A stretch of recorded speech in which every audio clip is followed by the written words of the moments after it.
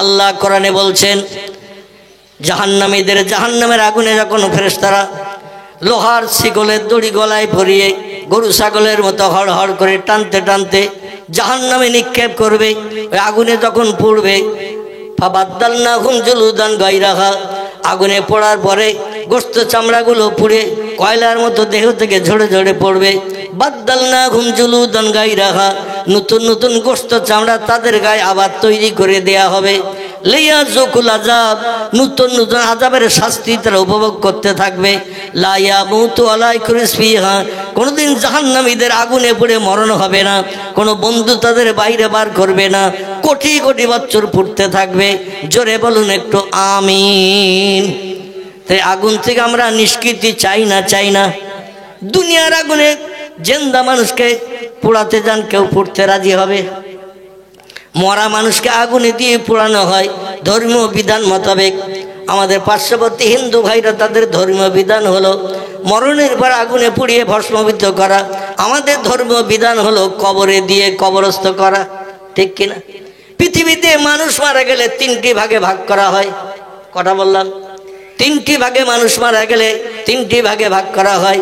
মুসলিম, ইহুদি, খ্রিস্টান, এই তিনটি জাতি মারা গেলে কবরে কবর দেয়া হয়। মুসলিম, ইহুদি, খ্রিস্টান এরা মারা গেলে কবরে কবর দেয়া হয়। হিন্দু, জৈন, এমন করে শিখ সম্প্রদায় যারা, এরা মারা গেলে দেখবেন শ্মশানের চিতায় পুড়িয়ে ছাই বানানো হয়। আর একদল ধর্মাবলম্বী আছে, তাদের পারসিক বলা হয়, মজুসি, অগ্নি উপাসক, আগুনকে স্রষ্টা বলে মান্যতা দিয়ে যারা আগুনকে পূজা করে, এরা মারা গেলে আগুনে পোড়ায় না, কবরে কবর দেয় না। মারা গেলে দড়ি দিয়ে বেঁধে এমন করে কাঁধে করে নিয়ে ফাঁকা মাঠের মাঝখানে যে ফেলে দিয়ে আসে। কাক থেকে শুরু করে শিয়াল, কুকুর, বিড়াল, যাদের যা ইচ্ছা হয় তারা খেয়ে খেয়ে কমপ্লিট করে দেয়। শিখ ধর্মাবলম্বীরা কবরে যায় না, আগুনও তাদের পোড়ানো হয় না, কারণ আগুনকে স্রষ্টা বলে মান্যতা দেয় বলে আগুনের ভিতরে ওদের পোড়ানো হয় না। প্রভু আগুন ওদের উপকার করবে এই চিন্তা ভাবনা করে তা আগুনে যায় না, ওদের ফাঁকা মাঠের মাঝখানে ফেলে রাখা হয়, বিভিন্ন জীবজন্তু খেয়ে কমপ্লিট করে দেয়। যাই হোক, আমাদের ধর্মীয় বিধান হলো মাটির তলায় কবরে কবরস্থ করা। হিন্দু ভাইদের ধর্মীয় বিধান হলো শ্মশানের চিতায় পোড়ানো।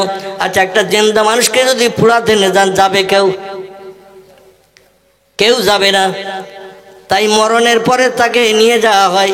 এই মরণের পরে নিয়ে যাওয়ার কারণে দেহে প্রাণ থাকে না, শ্বাস নিঃশ্বাস বয় না, কথা বলে উত্তর দিতে পারে না, যা করবেন তাকে মেনে নিতে বাধ্য হতে হয়, দেহে প্রাণটা নাই বলে। তবুও শ্মশানের চিতায় যখন পোড়ানো হয়, যে দেখবেন শ্মশানের ওখানে যেখানে মানুষ পোড়ানো হয়, যখন আগুনে পুড়তে থাকে, শিরাগুলো যখন টান টান হয়, ও ঠেলে উঠে বসতে যায়। ঠিক বললাম না ভুল বললাম? আর ছেলে, নাতি, পোতা, ভাই, আপনজন, আত্মীয় স্বজন বলে, কাকা তুলসী তলা থেকে ঘুরিয়ে তোমাকে শ্মশানের চিতায় এনে হাজির করেছি, আর এইখানে ঠেলে উঠে আবার তুমি বাড়ির মালিক হবে, কাকিমার স্বামী হবে, ছেলের বাপ হবে, জায়গা জমির মালিক হবে, ওটা হতে দেব না। ওদের হাতে থাকে খেটে লাঠি। ঠিক বললাম না ভুল বললাম? যদি আমি কোনো তত্ত্ব ভুল দিই সঙ্গে সঙ্গে ধরে দেবেন, কারণ মানুষ কথা বললে ভুল হয়, কাজ করলে ভুল হয়। যে লোকটা কথা বলে না তার কথার কোনো ভুল পাওয়া যাবে না, যে লোকটা কাজ করে না তার কাজের কোনো ভুল পাওয়া যাবে। এই জন্য যদি আমার কোনো তত্ত্বের ভিতরে ভুল এসে যায়, সঙ্গে সঙ্গে ধরে দেবেন, আমি সংশোধন করে নেব। আপনাদের জিজ্ঞাসা করলে একটু উত্তর দেবেন, তার আমার কিছু দিতে সুবিধা হবে। ভুল হোক ঠিক হোক উত্তর দেবেন, ভুল হলে সংশোধন হবে, ঠিক হলে আলহামদুলিল্লাহ। ঠিক কিনা? মরণের পরও খেটে লাঠির ঘা তাদের খেতে হয়। আচ্ছা, ওই লোকটা জিন্দা থাকলে শ্মশানে যখন মুখাগ্নি করে পুরানো হতো, লোককে পুড়তে চাইতো, লাফ মেরে ঠেলে উঠতো কিনা? মারা গেছে এই জন্য আর উঠতে পারে না, কথা বলতে পারে না, আমারে পুরাস না বলতে পারে না। জাহান্নামে কিন্তু এমন ব্যবস্থাটা হবে না। জাহান্নামে যত মানুষকে নিক্ষেপ করা হবে আগুনে পোড়ানোর জন্য, প্রত্যেকটি মানুষ থাকবে জিন্দা, প্রত্যেকটি মানুষ থাকবে জিন্দা। আল্লাহ বলেন, ফাসাউফা ইয়ালামুন ইজিল আগলালু ফি আনাকিহিম ওয়াসসালাসিল ইয়াসহাবুনা ফিল হামিমে সুম্মা ফিন নারি ইয়াসজারুন। জোরে বলুন একটু আল্লাহু আকবার। আল্লাহ কোরআনের তত্ত্ব অ্যাডভান্স কোড করে দিয়ে দিয়েছেন 1450 বছর আগে। কোরআনের তত্ত্ব কোড করে দিয়ে বিশ্ববাসীকে জানিয়ে দিলেন, ফাসাউফা ইয়ালামুন, খুব তাড়াতাড়ি বান্দারা তোমরা অবগত হবে, তোমরা জানতে পারবে। ইজিল আগলালু ফি আনাকিহিম ওয়াসসালাসিল, তোমাদের গলায় লোহার শিকলের দড়ি পরানো হবে। আমলনামার থলি, পাপের থলি যদি ভারী হয়, পুণ্যের থলি যদি হালকা হয়, সব যদি কম হয়, পাপ যদি বেশি হয়, তখন ফেরেশতারা অপরাধী সাব্যস্ত করে তোমাদের গলায় লোহার শিকলের দড়ি পরাবে। পাটের দড়ি নয়, লাইলানের দড়ি নয়, অন্য কোনো দড়ি নয়, লোহার শিকলের দড়ি তোমাদের গলায় পরিয়ে দেবে।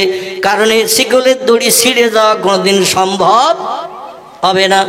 এক একটা শিকল কম মর্যাদার খাতিরে, কম তত্ত্বের খাতিরে নবীজি তিরমিজি শরীফে হাদিসে জানিয়েছেন, এক একটা শিকলের দড়ি কম হলেও 70 জন করে ফেরেশতা ধরে টানবে। কজন? 70 জন ফেরেশতা ধরে টানবে। সাহাবীরা বললেন, ইয়া রাসূলুল্লাহ, এই 70 জন ফেরেশতার গায়ের শক্তি ক্ষমতা কেমন? আল্লাহ নবী বলেন, দুনিয়ার 70 জন হৃষ্টপুষ্ট যুবকের শক্তি একসঙ্গে করলে যতটা হয়, জাহান্নামের শিকল ধরে যে ফেরেশতারা টেনে নিয়ে যাবে জাহান্নামের আগুন নিক্ষেপের জন্য, 70টা হৃষ্টপুষ্ট যুবকের শক্তি একসঙ্গে করলে যতটা শক্তি হয়, এক একটা ফেরেশতার গায়ে তার থেকেও শক্তি বেশি থাকবে। এইরকম 70টা ফেরেশতা একটা শিকল ধরে টেনে নিয়ে যাবে, যাতে বাধা বিঘ্ন দিয়ে জাহান্নামে যেতে থেকে যেন নিষ্কৃতি না পায়। এইভাবে হড়হড় করে টেনে নিয়ে যাবে, জমিনে মই দেওয়া মতো আপনাকে আমাকে যখন জাহান্নামের আগুন নিক্ষেপ করে দিয়ে দেবে। আল্লাহ বলছেন, কুল্লামা নুদিজাত জুলুদুহুম, বান্দাদের গায়ের গোশত চামড়াগুলো আগুন দিয়ে পোড়ানো হবে। কারণ পৃথিবীর আগুনের যে ক্রিয়া, এই আগুনের থেকে 69 গুণ বেশি বাড়তি ক্রিয়া জাহান্নামের আগুনের বানানো হয়েছে। টোটাল আগুনকে 70টা ভাগে ভাগ করে একটা ভাগের থেকে আবার কিঞ্চিত আগুন আল্লাহ পৃথিবীতে পাঠিয়েছেন। আমার ভাই, পাথরে পাথরে ঘর্ষণ করে একটু আগুন বার করে সেই আগুনটা আমরা বিভিন্ন কাজে সিদ্ধ করি, মাছ রান্না করি, গোশ রান্না করি, তরি তরকারি সবজিগুলো আমরা পাকাই, আগুনে পুড়িয়ে পুড়িয়ে রান্না করি। 70 ভাগের 1 ভাগের থেকে কিঞ্চিত আগুন পৃথিবীতে পাঠানো হয়েছে। এই আগুনের ক্রিয়া বেশি না কম? কিঞ্চিত আগুন। তাই আমরা আগুনে হাত দিই না ভয়ে, হাত পুড়িয়ে দেবে। পা দিই না ভয়ে, পা পুড়িয়ে দেবে। ঘরে যদি আগুন লাগে তাহলে আমাকে পুড়িয়ে দিতে পারে, বাঁচাও বাঁচাও করি না। এই আগুনের থেকে 69 গুণ কঠিন শক্ত বেশি আল্লাহ আগুন বানিয়েছেন। আগুনকে 1000 বছর জ্বালানো হয়েছিল। জ্বালানোর পরে ফেরেশতাদের দিয়ে জ্বালানো হলো আগুনকে কড়া কঠিন করার জন্য। আমার হুকুমের মান্যতা যারা দেবে না, আমার হুকুমকে যারা বাস্তব জীবনে রূপদান করবে না, আমার দুনিয়ায় বাস করবে, আমার নেয়ামত খাবে, আমার অনুদান বিবি বাচ্চা নিয়ে সংসার জীবনে সুখ ভোগ করবে, আমার জমিনে ঘর বেঁধে বাস করবে, আর আমি আল্লাহ আমার হুকুম তামিল করবে না, ওরকম বান্দার কি শাস্তি দিতে হয় সেটা আমি আল্লাহ ফেরেশতাদের দিয়ে দেব। জোরে বলুন একটু নাউজুবিল্লাহ। আমার ভাইরা, সেদিন চরম বিপদের মাঝখানে আমাদের পড়তে হবে। এই বিপদের কোনো কুলকিনারা থাকবে না। 1000 বছর আগুন জ্বালানোর পরে আল্লাহ বলেন, এ ফেরেশতা, ইয়া আইয়ুহাল মালায়েকা, এ আমার ফেরেশতারা, 1000 বছর আগুন জ্বালিয়েছ কড়া করার জন্য, আগুনের রং কেমন হয়েছে? ফেরেশতারা বলে, আল্লাহ, আগুনের রং হয়েছে শ্বেত বর্ণ, সাদা। আগুন জ্বালিয়ে জ্বালিয়ে আগুনের কালার হয়েছে সাদা। আল্লাহ বলেন, এখন উপযুক্ত হয়নি আসামিদের শাস্তি দেওয়ার জন্য, অপরাধীদের দগ্ধ করার জন্য আগুন এখন উপযুক্ত হয়নি, আর 1000 বছর জ্বালাও। আবার ফেরেশতা 1000 বছর আবার জ্বালালো, তাহলে কহাজার হলো? 2000 বছর জ্বালানো হলো। 2000 বছর জ্বালানোর পরে আল্লাহ বলছেন, আগুনের কালার এবার কেমন হয়েছে বলো? রসের কালার একরকম, জ্বালিয়ে গুড় করলে গুড়ের কালার, রসের কালার কি এক হয়? কথা বলেন। রসের কালার আর গুড়ের কালার পার্থক্য আলাদা আছে না নাই? গুড়ের কালারটা লালি মার্কা হয়, রসের কালারটা দেখবেন স্বাভাবিক পানির মতো কালার থাকে।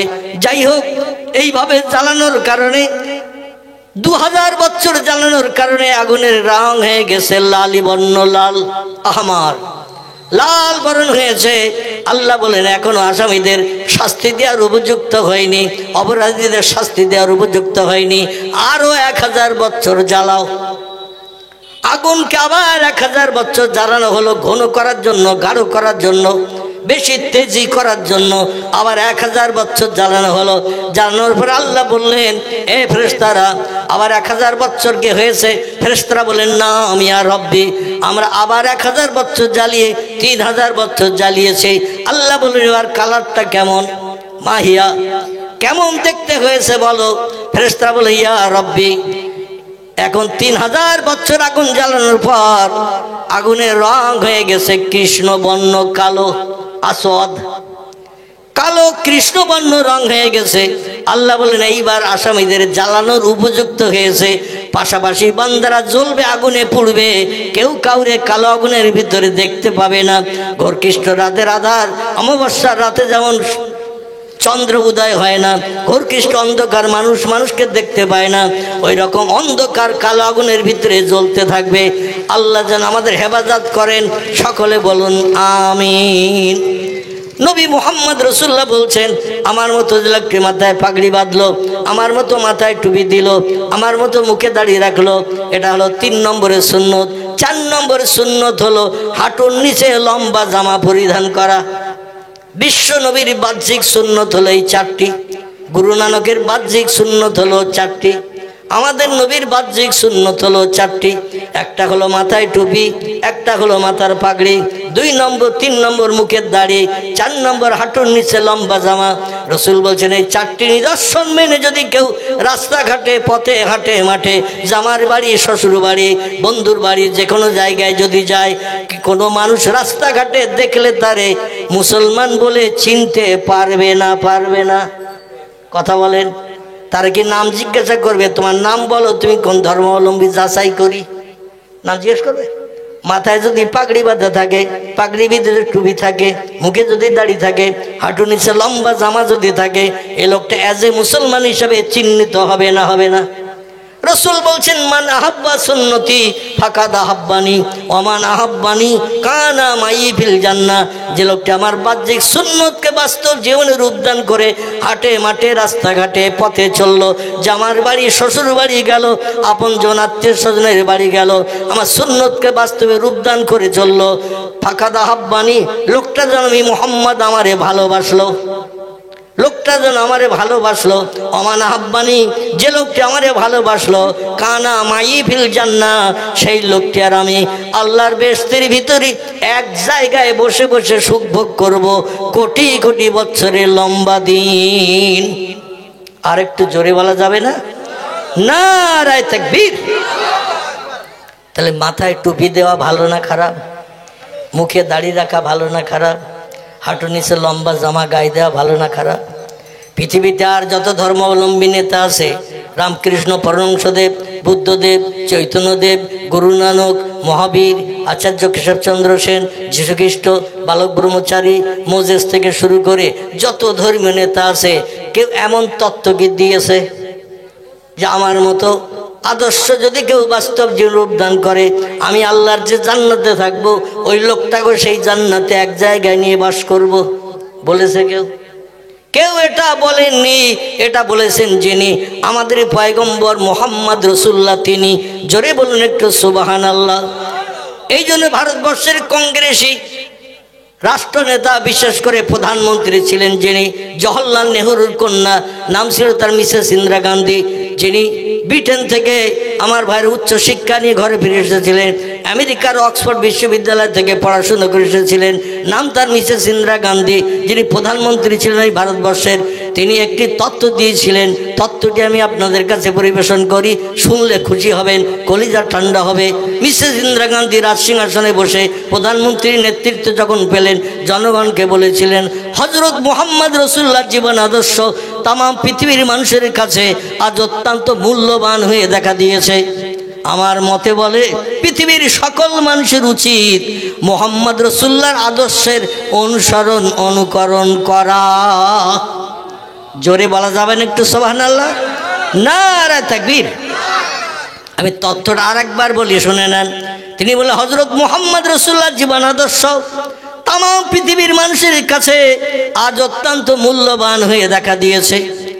আমার মতে বলে পৃথিবীর সকল মানুষের উচিত মুহাম্মদ রাসূলুল্লাহর আদর্শের অনুসরণ অনুকরণ করা। আমি আপনাদের কাছে জিজ্ঞাসাবাদ করি, নবী কোনোদিন কারো গালে চড় মেরেছে? নবী কোনোদিন কাউকে গালিগালাজ করেছে? নবী কোনোদিন কারো মালে না বলে হাত দিয়েছে? নবী কোনোদিন কারো অর্থ আত্মসাৎ করেছে? নবী কোনোদিন গরিব এতিমের হক ফাঁকি দিয়ে খেয়েছে? নবী কোনোদিন বিধবার দরজার কড়ার রাত দুটোর সময়কে নাড়া দিয়েছে? নাউজুবিল্লাহ, দিয়েছে? দেননি। বিশ্বনবী কোনোদিন কোনো মানুষের প্রাণ নাশ করে বিবি বাচ্চারে বিধবা এতিম কি বানিয়েছে? আল্লাহ নবীর চরিত্র হলো সাদা কাপড়, সাদা কাগজের মতো। এই জন্য আল্লাহ বললেন, ওয়াইন্নাকা লাআলা খুলুকিন আযীম। জোরে বলুন একটু আল্লাহু আকবার। আল্লাহ বলছেন, হাবিব, সমস্ত সৃষ্টির ভিতরে আত্মসম্মান, মর্যাদা, চরিত্রে আপনাকে আমি শ্রেষ্ঠ বানিয়েছি। আপনার মতো চরিত্র, আপনার মতো কাজকর্ম, আপনার মতো আখলাক, আপনার মতো ব্যবহার কিয়ামত অবধি পৃথিবীর কোনো মানুষ দেখাতে পারবে না। চিল্লায়ে বলুন একটু সুবহানাল্লাহ। সেই নবীর সম্পর্কে মিস্টার গুরু নানক, আমি যার তথ্য আপনাদের কাছে দিতে চাইছিলাম, পাঞ্জাবিদের ধর্মীয় নেতা, তার কথা আপনাদের কাছে বলতে চাইছিলাম। গুরু নানক বলছেন, সাধু সমাজকারক ব্রাহ্মণ, গাজী, পীর ও কুতুবগণ অশেষ উপকার করাইতে পারবেন যদি তারা ইসলামের নবীর প্রতি একটু ভক্তি ভরে দরুদ শরীফ পাঠান। আর একটু জোরে বলা যাবে না? নারায়ে তাকবীর। গুরু নানক বলছেন, সাধু সমাজকারক ব্রাহ্মণ, গাজী, পীর ও কুতুবগণ অশেষ উপকার করাইতে পারবেন যদি তারা ইসলামের নবীর প্রতি একটু ভক্তি ভরে দরুদ শরীফ পাঠান। আমি যে পূর্বে 2-3 বার আপনাদের একটু নবীর মহব্বতে দরুদ শরীফ পড়িয়ে নিলাম। নবীর মহব্বতে দরুদ শরীফ পড়লে লাভ না লস? আল্লাহ নবী বলছেন, ও দুনিয়ার মানুষ তোমরা শোনো, মান সাল্লা আলাইয়া ওয়াহিদান সাল্লাল্লাহু তাআলা আলাইহি আশারাতান। জোরে বলুন একটু আল্লাহু আকবার। বিশ্বনবী বলছেন, পৃথিবীর কোনো মানুষ আমার মহব্বতে, আমার ভক্তিতে যদি একটাবার দরুদের নজরানা তহবা আমার নামে পেশ করে, পাঠ করে, সাল্লাল্লাহু তাআলা আলাইহি আশারাতান, আল্লাহ পাক খুশি সন্তুষ্ট হয়ে যে সেই লোকটির নামে স্মরণ করেন 10 বার। কেউ যদি দরুদের মাধ্যম দিয়ে আমার নামের স্মরণ করে একবার, নবী বলছেন, কেউ যদি দরুদের মাধ্যম দিয়ে আমার নামে স্মরণ করে একবার, সাল্লাল্লাহু তাআলা আশারাতান, আল্লাহ পাক তার নামে স্মরণ করেন 10 বার।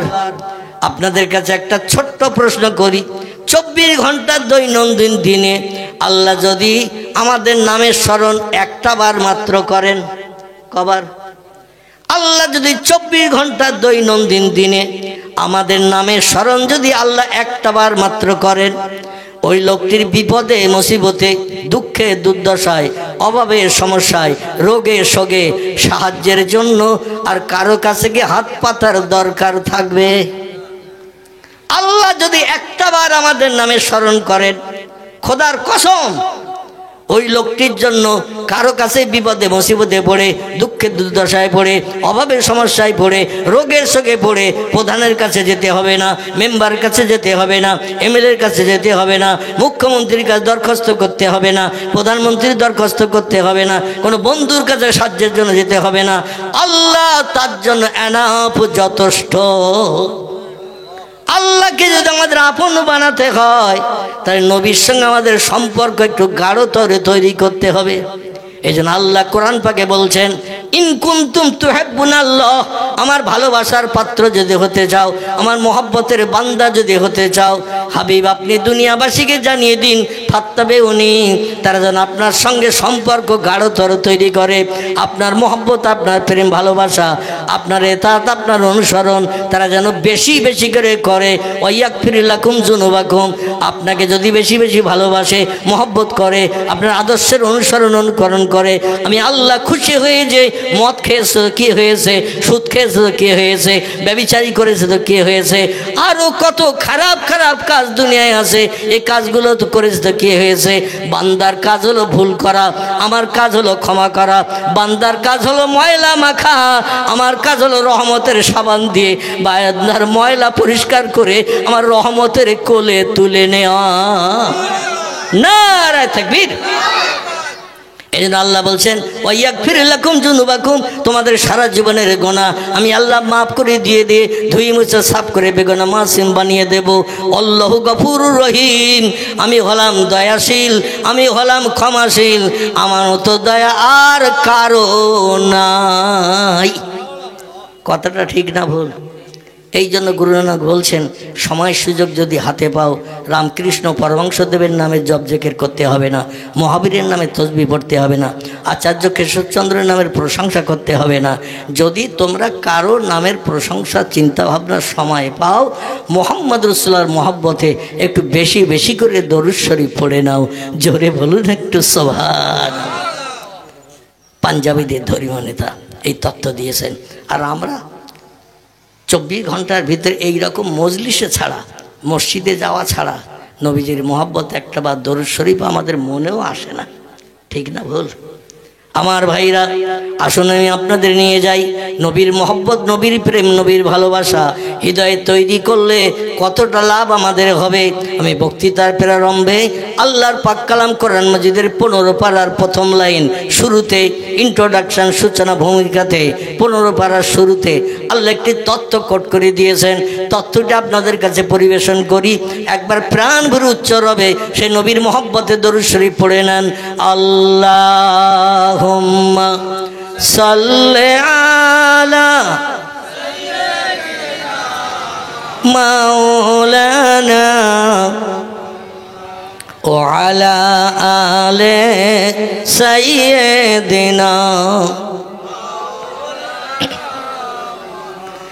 ইউসুফকে দেখে জুলাইখা পাগল, ইউসুফকে দেখে জুলাইখা পাগল, রসুলকে দেখে খাদিজা,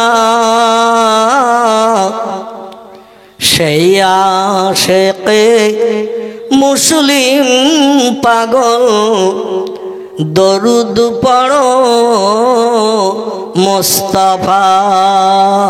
আল্লাহুম্মা সাল্লি আলা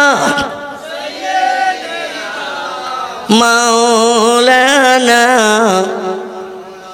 ওয়া আলা আলি সাইয়্যিদিনা।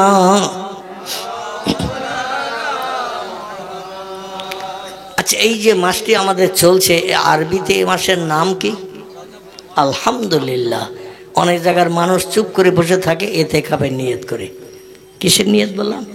এতেকাফের নিয়ত। মানে এতেকাফে কথা বললে আর এতেকাফ থাকবে? এই জন্য 7 দিন মতান্তরে 10 দিনের একটা নিয়ত করে মানুষ মসজিদের কোণে এতেকাফে থাকে না? এতেকাফে থাকলে কেউ যদি এসে বলে চাচা আসরের আজান হয়ে গেছে, আর ও যদি বলে এখনো হয়নি, মুয়াজ্জিন আসেনি, এতেকাফ থাকবে? থাকবে না। কেউ যদি এসে বলে চাচা আপনার ইফতার পৌঁছে দিয়েছে, 2য় তলায় ইফতার চলছে, আপনি নিচের তলায় আসেন এতেকাফে, আপনার ইফতারই পৌঁছে দিয়েছে, চাচা যদি বলে এখনো তো কেউ আসেনি, এতেকাফ থাকবে? অনেক জায়গায় জলসায় মানুষেরা এই রকম নিয়ত করে বসে থাকে। তো আলহামদুলিল্লাহ, আপনাদের কণ্ঠের আওয়াজ শুনে আমি খুব খুশি হলাম। বাংলায় 12টি মাস আছে। ছোট বাচ্চারা জিজ্ঞাসা করলে বৈশাখ থেকে চৈত্র একদমই বলে দেবে। আর বর্তমানে এখন ইংলিশ মিডিয়ামে অধিকাংশ ছেলেমেয়েরা পড়াশোনা করছে। ঠিক বললাম না ভুল বললাম? বাড়ি থেকে গাড়িতে নিয়ে যাচ্ছে, স্কুলের ক্লাস হয়ে গেলে আবার গাড়িতে করে বাড়ি পৌঁছে দিচ্ছে।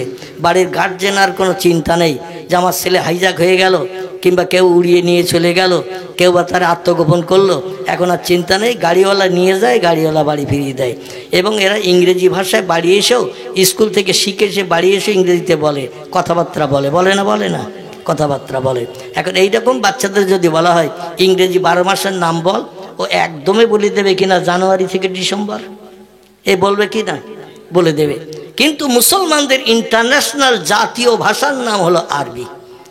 জন্মে আর আরবি, মরণের পরে কবরে গেলেও আরবি। ঠিক না ভুল? কবরে গেলে পরীক্ষক আসবে, তিরমিজি শরীফের হাদিস, 2 জন। কজন? 2 জন এসে বলবে কুম বিজনিল্লাহ ই আব্দাল্লাহ, আল্লাহর বান্দাকে তুমি শুয়ে আসো, আর শুয়ে থাকলে হবে না, উঠে পড়ো। যেই বলবে মুনকির নকির পরীক্ষা কবরে এসে, সঙ্গে সঙ্গে বান্দার দেহে রুহু দিয়ে বান্দার জিন্দা করা হবে। আল্লাহ এটা পারবে না? পারবে না? পারবে?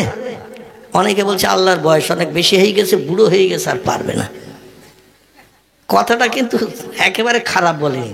আল্লাহ অতীতে ছিলেন, বর্তমানে আছেন, ভবিষ্যতে থাকবেন। তাহলে আল্লাহর বয়স বেশি হবে না কম হবে? বয়স কম হবে? অতীতে ছিলেন, বর্তমানে আছেন, ভবিষ্যতেও থাকবেন কিয়ামত পর্যন্ত, তারপরেও থাকবেন। আল্লাহু হাইয়ুন কাইয়্যুম, তিনি চিরজীবন্ত এবং চিরন্তন, তার কোনো মরণ নাই। তা আল্লাহর বয়স বেশি হওয়ার কারণে আমাদের মতো কি আল্লাহ বুড়ো হবে? আচ্ছা, আমরা 60, 65, 70 বছর বয়স হয়ে গেলে বুড়ো হই না? হই না? বুড়ো হয়ে গেলে হাতে একটা লাঠিও লাগে, মাঝে মাঝে টাল সামাল দিতে লাগে কিনা, গালে দাঁতও পুড়িয়ে যায়। কোনো শক্ত জিনিস বুট ভাজা দিলে 72 বছরের সলিমুদ্দিন চাচা খেতে পারবে বুট ভাজা? বলবে ওই নাতি রে দে, ওর গালে দাঁত আছে, ওরে দে, খেতে পারবে না। আমাদের কিন্তু বয়স হয়ে গেলে বৃদ্ধ হই, বুড়ো হই, ঠিক না ভুল? ওই তার কারণ কি? আল্লাহ বুড়ো হয় না, আমরা কেন হই? তার কারণ হলো আল্লাহ খায় না, আল্লাহ ঘুমায় না, আল্লাহ পেশাব করে না, আল্লাহ পায়খানা করে না, আল্লাহ স্বামী স্ত্রীর মিলন নাই। আল্লাহ যেমন ছিলেন তেমন আছেন, তেমন থাকবেন। জোরে বলুন সুবহানাল্লাহ। এই খাওয়া দাওয়া যারা করে, পেশাব পায়খানা করে, এদের শরীরে রক্তের তেজ যৌবন বয়সে বেশি থাকে। আস্তে আস্তে বার্ধক্যে উপনীত হলে আস্তে আস্তে শরীরে তেজ শক্তি ক্ষমতা কমিয়ে আসে। আচ্ছা, আল্লাহ কি খায়? কথা বলেন। আল্লাহ পেশাব করে, পায়খানা করে, আল্লাহ ঘুমোয়, আল্লাহ রোগ বেমারি হয়, অসুস্থতা হয়? আল্লাহ স্বামী স্ত্রীর কোনো প্রয়োজন নাই। লাম ইয়ালিদ ওয়ালাম ইউলাদ, তাকে কেউ জন্ম দেয় নাই এবং তিনিও কাউকে জন্ম দেন নাই। ওয়ালাম ইয়াকুল্লাহু কুফুয়ান আহাদ, তিনি অতীতে ছিলেন একক, বর্তমানে আছেন একক, ভবিষ্যতেও যখন কেউ থাকবে না তখন থাকবে কে? সেই আল্লাহ একক থাকবেন। আল ইয়াউমা মুলকালি, আল্লাহ হাসরের মাঠে সবাইকে ডেকে বলবেন, কেউ যদি কোথাও থেকে থাকো তাহলে একটু হাত তুলে দেখাও। কেউ যদি কোথাও থেকে থাকো একটু হাত তুলে দেখাও, আমার উপরে কর্তৃত্ব করার মতো। হাত তোলার কাউকে পাওয়া যাবে? আল্লাহ সেদিন বলবেন, অতীতে ছিলাম যেমন আমি, আজকেরও আমি সেই তেমন আল্লাহ। তোমাদের সবাইকে প্রাণনাশ করেছিলাম, আবার আমি আল্লাহ সুম্মা ইহুইকুম, আবার তোমাদের প্রাণ দিয়ে জিন্দা করলাম। এটা আমার কোন শব্দটুকু ব্যবহার করার সমতুল্য? কথা বলতে দেরি হয়, আমার কাজ করতে দেরি হয় না। আমার ভাইরা, সেই মহান পূর্ব আল্লাহ পাক রব্বুল আলামিন আরবিতে 12টি মাস দান করেছেন। বাংলায় যেমন 12 মাস, ইংরেজিতে তেমন 12 মাস, আরবিতেও তেমন 12 মাস। এখন আমাদের বাচ্চা ছেলেদের যদি জিজ্ঞাসাবাদ করা হয় আরবি 12 মাসের নাম বলতো, কারণ মানুষ জন্ম নিলেই মুয়াজ্জিন ডাকা হয়, একটু আজান দাও, ঠিক না ভুল? ইসলাম ধর্মের বিধান হলো কোনো বাড়িতে বাচ্চা ছেলে হোক বা মেয়ে হোক, একটা লোককে ডেকে, নামাজি লোক হোক, আল্লাহওয়ালা লোক, যে লোকটা আজানের ভাষাগুলো জানে, তারা ডেকে বলে একটু আজান দাও। এ বলা হয় না? হয় না? আচ্ছা, আজানের ভাষাটা ইংরেজি তো নাকি? আজানের ভাষা, আজানের প্রথম আওয়াজটা কি? আলহামদুলিল্লাহ। আজানের প্রথম আওয়াজটা হলো আল্লাহু আকবার, আল্লাহু আকবার। এই আজান ধ্বনি বাচ্চার কানে দেয়া হলো আরবি ভাষা। মরণের সময় মাথার পাশে বসে সূরা ইয়াসিন, সূরা ওয়াকিয়া, এমন করে আমার সূরা আহজাব, সূরা দোখান, সূরা মুলক, নামি দামি সূরাগুলো মরণোত্তর ব্যক্তি যখন কষ্ট পাচ্ছে, মরণের কষ্ট, তাদের মাথার পাশে বসে মেয়েরা ছেলেরা পড়ে না? পড়ে না? জীবনের শেষ সময় পড়ে। আল্লাহ নবী হাদিস শরীফে, তিরমিজি শরীফের হাদিস, নবী বলছেন, যখন কোনো মানুষের মরণের সময় উপস্থিত হয়ে যায়, জাকানদানি শুরু হয়ে যায়, শ্বাস নিঃশ্বাস জোরে জোরে বয়, মরণের কষ্ট যখন শুরু হয়ে যায়, ওই সময় তার মাথার পাশে বসে সূরা ইয়াসিন তেলাওয়াত করো। সূরা ইয়াসিনের এত মর্যাদা আল্লাহ দিয়েছেন, এই সূরা ইয়াসিন তেলাওয়াত করলে আল্লাহ মরণের কষ্ট থেকে নিষ্কৃতি দিয়ে সুস্থভাবে তার প্রাণনাশ করিয়ে দুনিয়া থেকে বিদায় করান। জোরে বলুন একটু সুবহান। তাহলে মরণের সময়ও আরবি ভাষা না? কোরআন বাংলায় তৈরি, আরবি ভাষা। তারপরে কবরে যখন রাখা হলো সেখানেও আরবি ভাষা, মিনহা খলাকনাকুম, তার আগেও বলা হয় বিসমিল্লাহে ওয়া আলা মিল্লাতে রাসূলিল্লাহ। কবরে যখন লাশ নামাচ্ছে তখন বলে না আল্লাহর রাস্তায় আল্লাহর ধর্মের উপরে তোমারে কবরে সইয়ে দিয়ে দিলাম। এবার বাঁশবাখারি মাটি চাপা দেয়া হয়ে গেল। ইমাম সাহেব সবাইকে বলছে আমি একা বললে বলতে পারি, তবে তোমরা সবাই বলো, কারণ এখন ঘর আবদ্ধ করা হয়ে গেছে, একেবারে ঘর ঢেকে দেওয়া হয়ে গেছে, দরজা জানলা কিচ্ছু নেই, মানে আবদ্ধ ঘরের ভিতরে আমি একা বললে হয়তো আওয়াজ শুনতে পাবে না।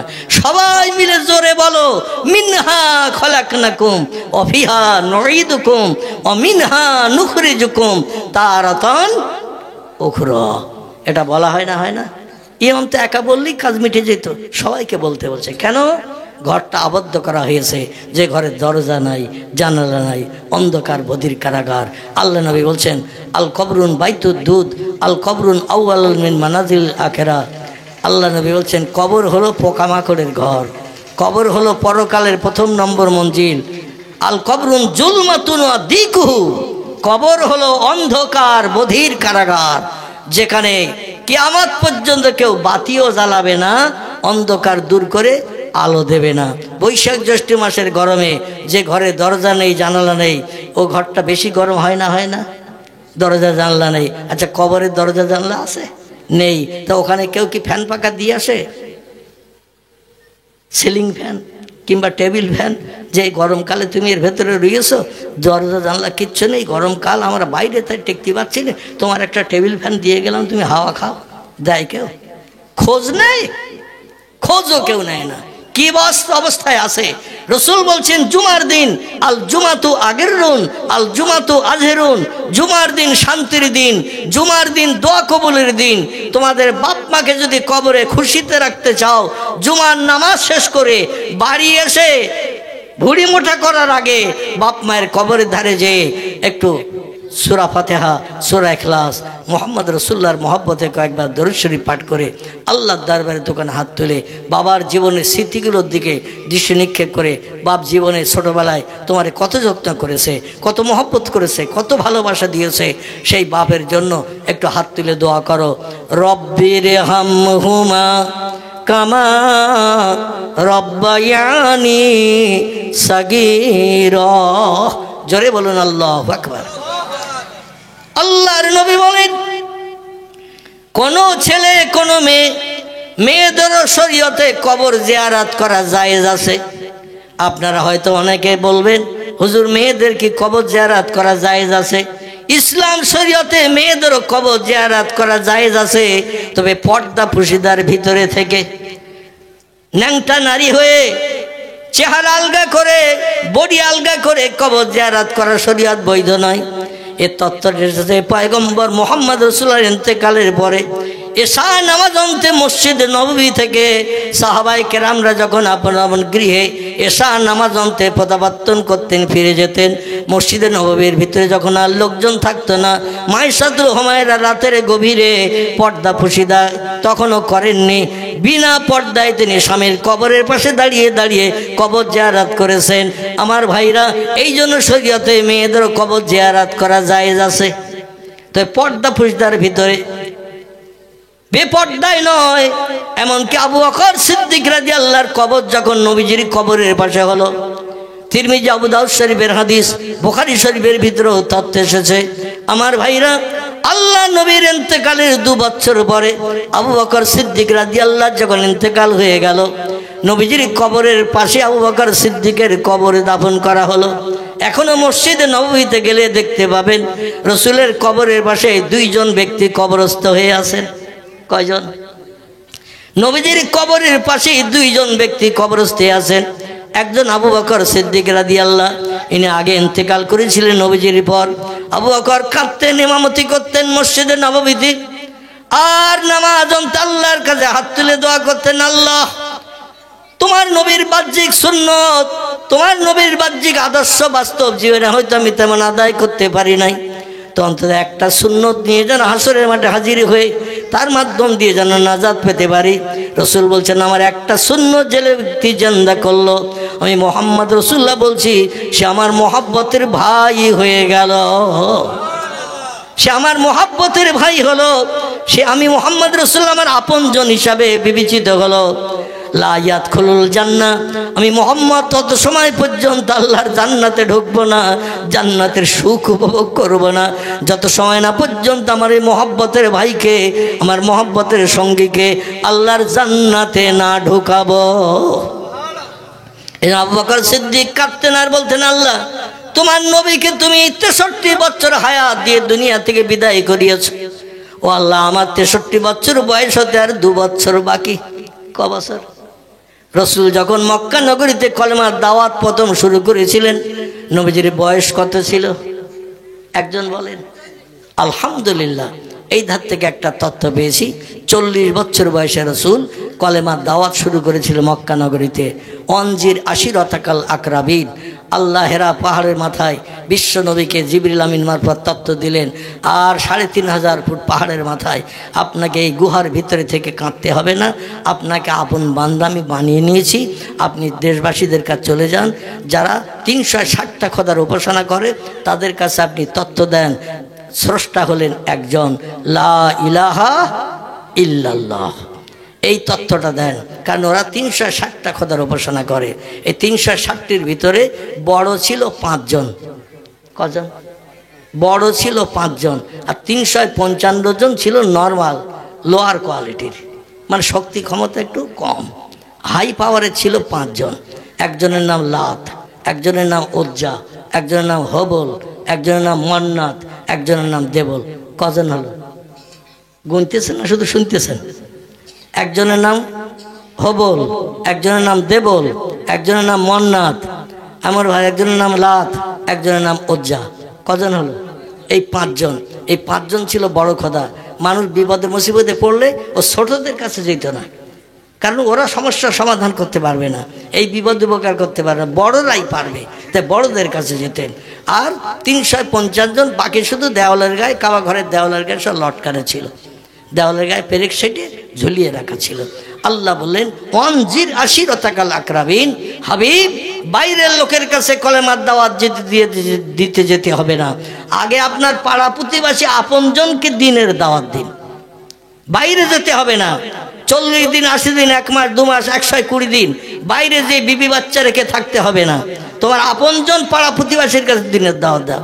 কে নামাজ পড়ছে না দেখো, কে রমজানের রোজা রাখছে না দেখো, কে মদ খাচ্ছে দেখো, কে সুদের ব্যবসা করছে দেখো, কে নারীর ইজ্জত লুণ্ঠন করছে দেখো। এলাকাবাসীদের আগে দিনই দাওয়াত দাও।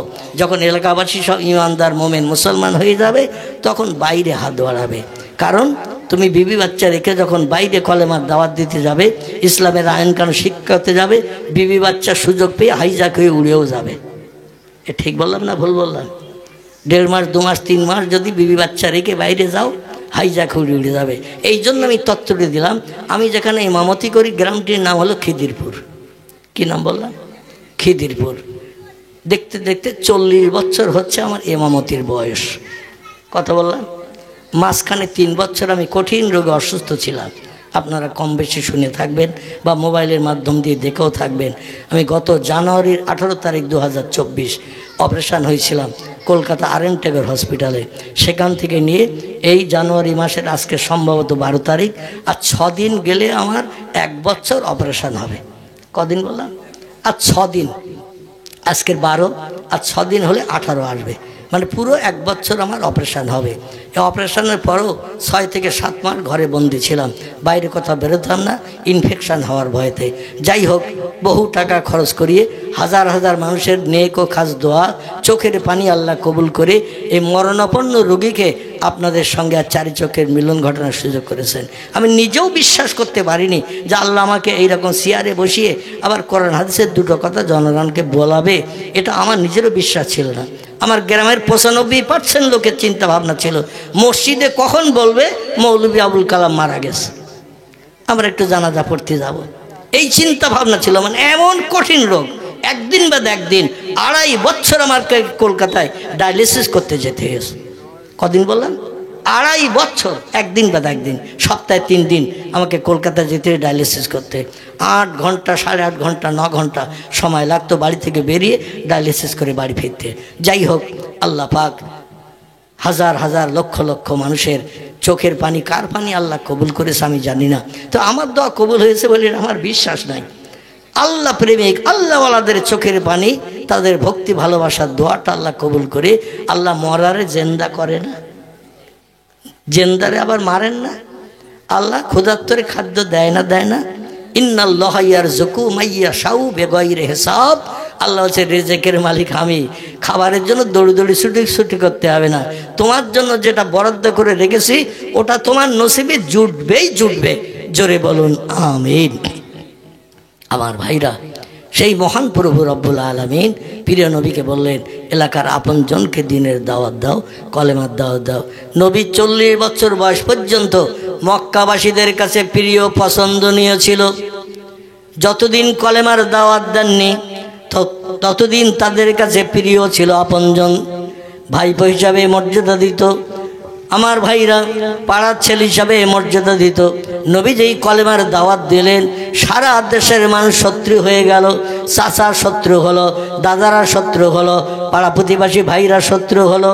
এমনকি এমন কোনো মানুষ ছিল না নিজের আপনজন পর্যন্ত নবীকে দুনিয়ায় বেঁচে থাকার জন্য চিন্তা ভাবনা নেয় নাই।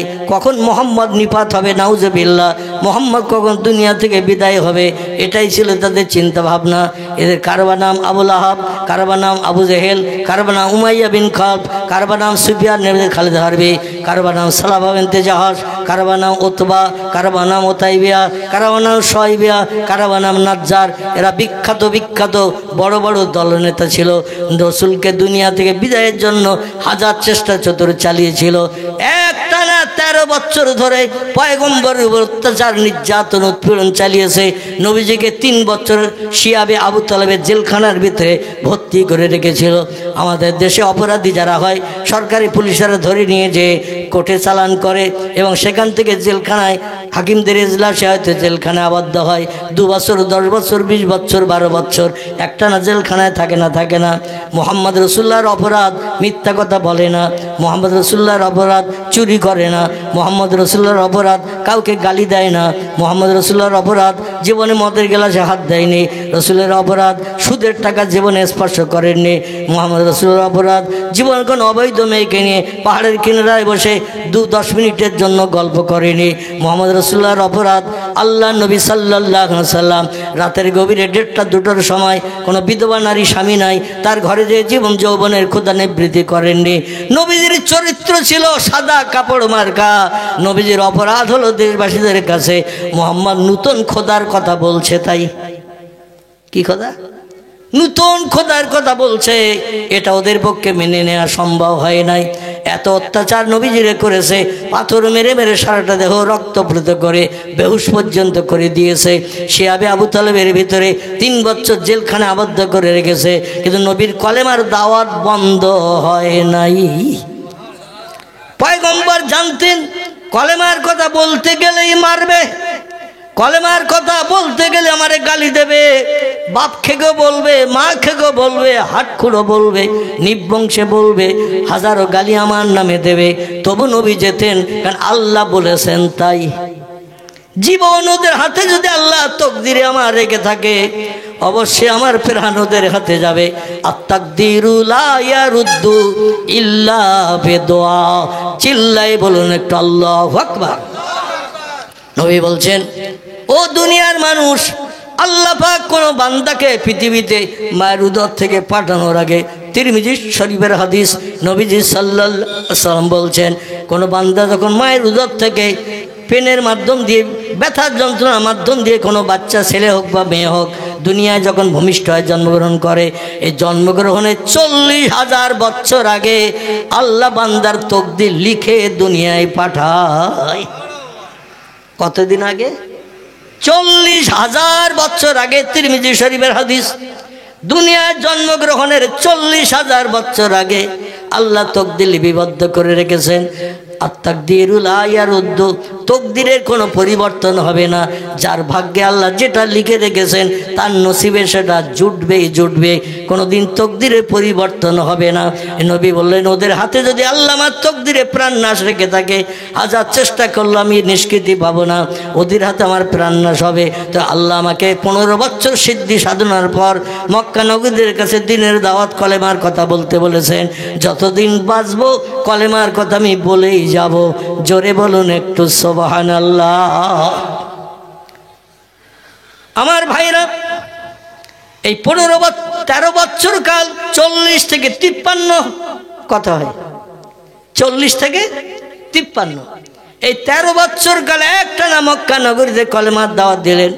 অত্যাচার, উৎপীড়ন, নির্যাতন পয়গম্বর মুহাম্মদ রাসূলের উপরে ওরা স্টিম রোলারের মতো চালাতে শুরু করে দিল। আল্লাহ নবী বলতেন, আল্লাহ আমার একটু ধৈর্য ধরার তৌফিক দাও। ও আল্লাহ, যত অত্যাচার, উৎপীড়ন, নির্যাতন করে করুক, আমি যেন ধৈর্য ধারণ করে আপনার দিনের দাওয়াত দিতে পারি, আমি যেন অধৈর্য প্রকাশ কোনোদিন না করি। আল্লাহ বলেন, হাবিব আপনার দাবি আমি কবুল করে নিলাম, এই জন্য কবুল করলাম, তামাম বিশ্ববাসীর ভিতরে আপনি হলেন আমার শ্রেষ্ঠ বান্দা, আপনি হলেন আমার শ্রেষ্ঠ বান্দা। দেখতে দেখতে যখন 13 বছর কাল চলছে, নবীজি একদিন চিন্তা ভাবনা করছেন, আল্লাহ 13টা বছর আমার পরিশ্রম সব বিফল হয়ে গেল, মাত্র 39 জন মানুষ কলেমা পড়ে মুসলমান হয়েছে। কজন? 39 জন মানুষ কলেমা পড়ে মুসলমান হয়েছে। বড় বড় লিডাররা কেউ তো কলেমা পড়ে না। আবু লাহাব পড়ে না, আবু জেহেল পড়ে না, উমাইয়া বিন খালফ পড়ে না, সুফিয়ান ইবনে খালিদ হারবি পড়ে না, উতবা পড়ে না, ওতাইবিয়া পড়ে না, শাইবিয়া পড়ে না, ইকরামা পড়ে না, নাজ্জার পড়ে না, কেউ তো কলেমা পড়ে না। হযরত ওমরও তখনও পর্যন্ত কলেমা পড়ে নাই, শত্রুদের দলে দলে ভুগতে ছিল। আল্লাহ নবী কাবার চাতলে দাঁড়িয়ে আল্লাহর কাছে হাত তুলে বললেন, আল্লাহুম্মা আইজিল ইসলাম আল মুসলিমিন বিআবি জেহেল বিন হিশাম আও বি ওমর বিন খাত্তাব ফাহুয়া ওমরুন ফাগাদা আলান নবী সাল্লাল্লাহু আলাইহি ওয়াসাল্লাম সুম্মা সাল্লা মসজিদান জাহিরান। রাওয়াহু আবু দাউদ ওয়া তিরমিজি। দুটি হাদিসের কিতাবের ভিতরে এই হাদিসটি নকল করেছেন ইমাম আবু দাউদ রাহমাতুল্লাহ আলাইহি এবং ইমাম তিরমিজি রাহমাতুল্লাহ আলাইহি। দুইজন একই হাদিস লিখেছেন।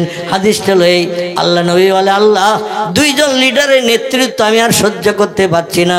ওরা রাতের গভীরে মিটিং করে, যেটা রায় বার করে জনগণের কাছে বলে দেয়, আর জনগণ ওদের রায় বাস্তবে রূপদান করতে যে আমার উপরে কঠোর নির্যাতন অত্যাচার চালায়, প্রহার করে, মারধর করে, গালিগালাজ করে, অপমান করে, বাপ খেগো বলে, মা খেগো বলে, হাটখুড়ো বলে, নির্বংশে বলে, হাজারো ধরনের গালিগালাজ করে। আল্লাহ আমি তার সহ্য করতে পারি না। আল্লাহ বলেন, হাবিব ফাসবরুন জামিলুন আল্লাহুল মুস্তাআনু আলা মা তাসিফুন। জোরে বলুন একটু আল্লাহু আকবার। ও আমার হাবিব, বিপদে মুসিবতে যারা ধৈর্য ধারণ করে আমার সাহায্যের উপরে ভরসা করে, আমি আল্লাহ তাদের উত্তম পুরস্কারে বিভূষিত করি, তাদের উত্তম পুরস্কার দান করি। বিপদ মুসিবত আসে, আল্লাহ ইমানের পরীক্ষা করার জন্য ধৈর্য ধরতে হবে, সবর করতে হবে আমার ভাইরা, এবং আল্লাহর কাছে হাত তুলে চাইতে হবে, কারো কাছে সাহায্য নিতে গেলে হবে না। নবী বলে, আল্লাহ কবে আমি মুখে হাসি ফুটাতে পারবো? আল্লাহ বলছেন, হাবিব অত্যাচার সহ্য করতে করতে চরম পর্যায়ে পৌঁছে গেছেন, আপনার মুখে হাসি ফুটাবো আমি আল্লাহ। কে হাসি ফুটাবে? কেউ তো আপনার পাশে দাঁড়ায় না, কেউ আপনার সঙ্গী হয় না, আপনার বিপদে পাশে দাঁড়িয়ে কোনো যুক্তি বুদ্ধি দেয় না, কোনো তত্ত্ব দিয়ে আপনার উপকার করে না।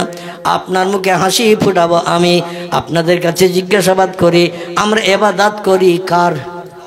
আল্লাহর। আচ্ছা, আল্লাহ যদি কোনোদিন এসে আমাদের সামনে এসে বলে, বান্দা তোর ইবাদতে খুশি, তোর জন্য জান্নাত হালাল বানিয়েছে, জাহান্নাম হারাম বানিয়েছে, আমি জান্নাতুল মাওয়াতে কিংবা জান্নাতুল ফেরদাউসের ভিতরে তোর জন্য আমি সুন্দর জায়গা বানিয়ে রেখেছি, কোটি কোটি বছর সুখ ভোগ করতে পারবি, হুরগেলে মানতে নিয়ে আনন্দ ফুর্তি করতে পারবি।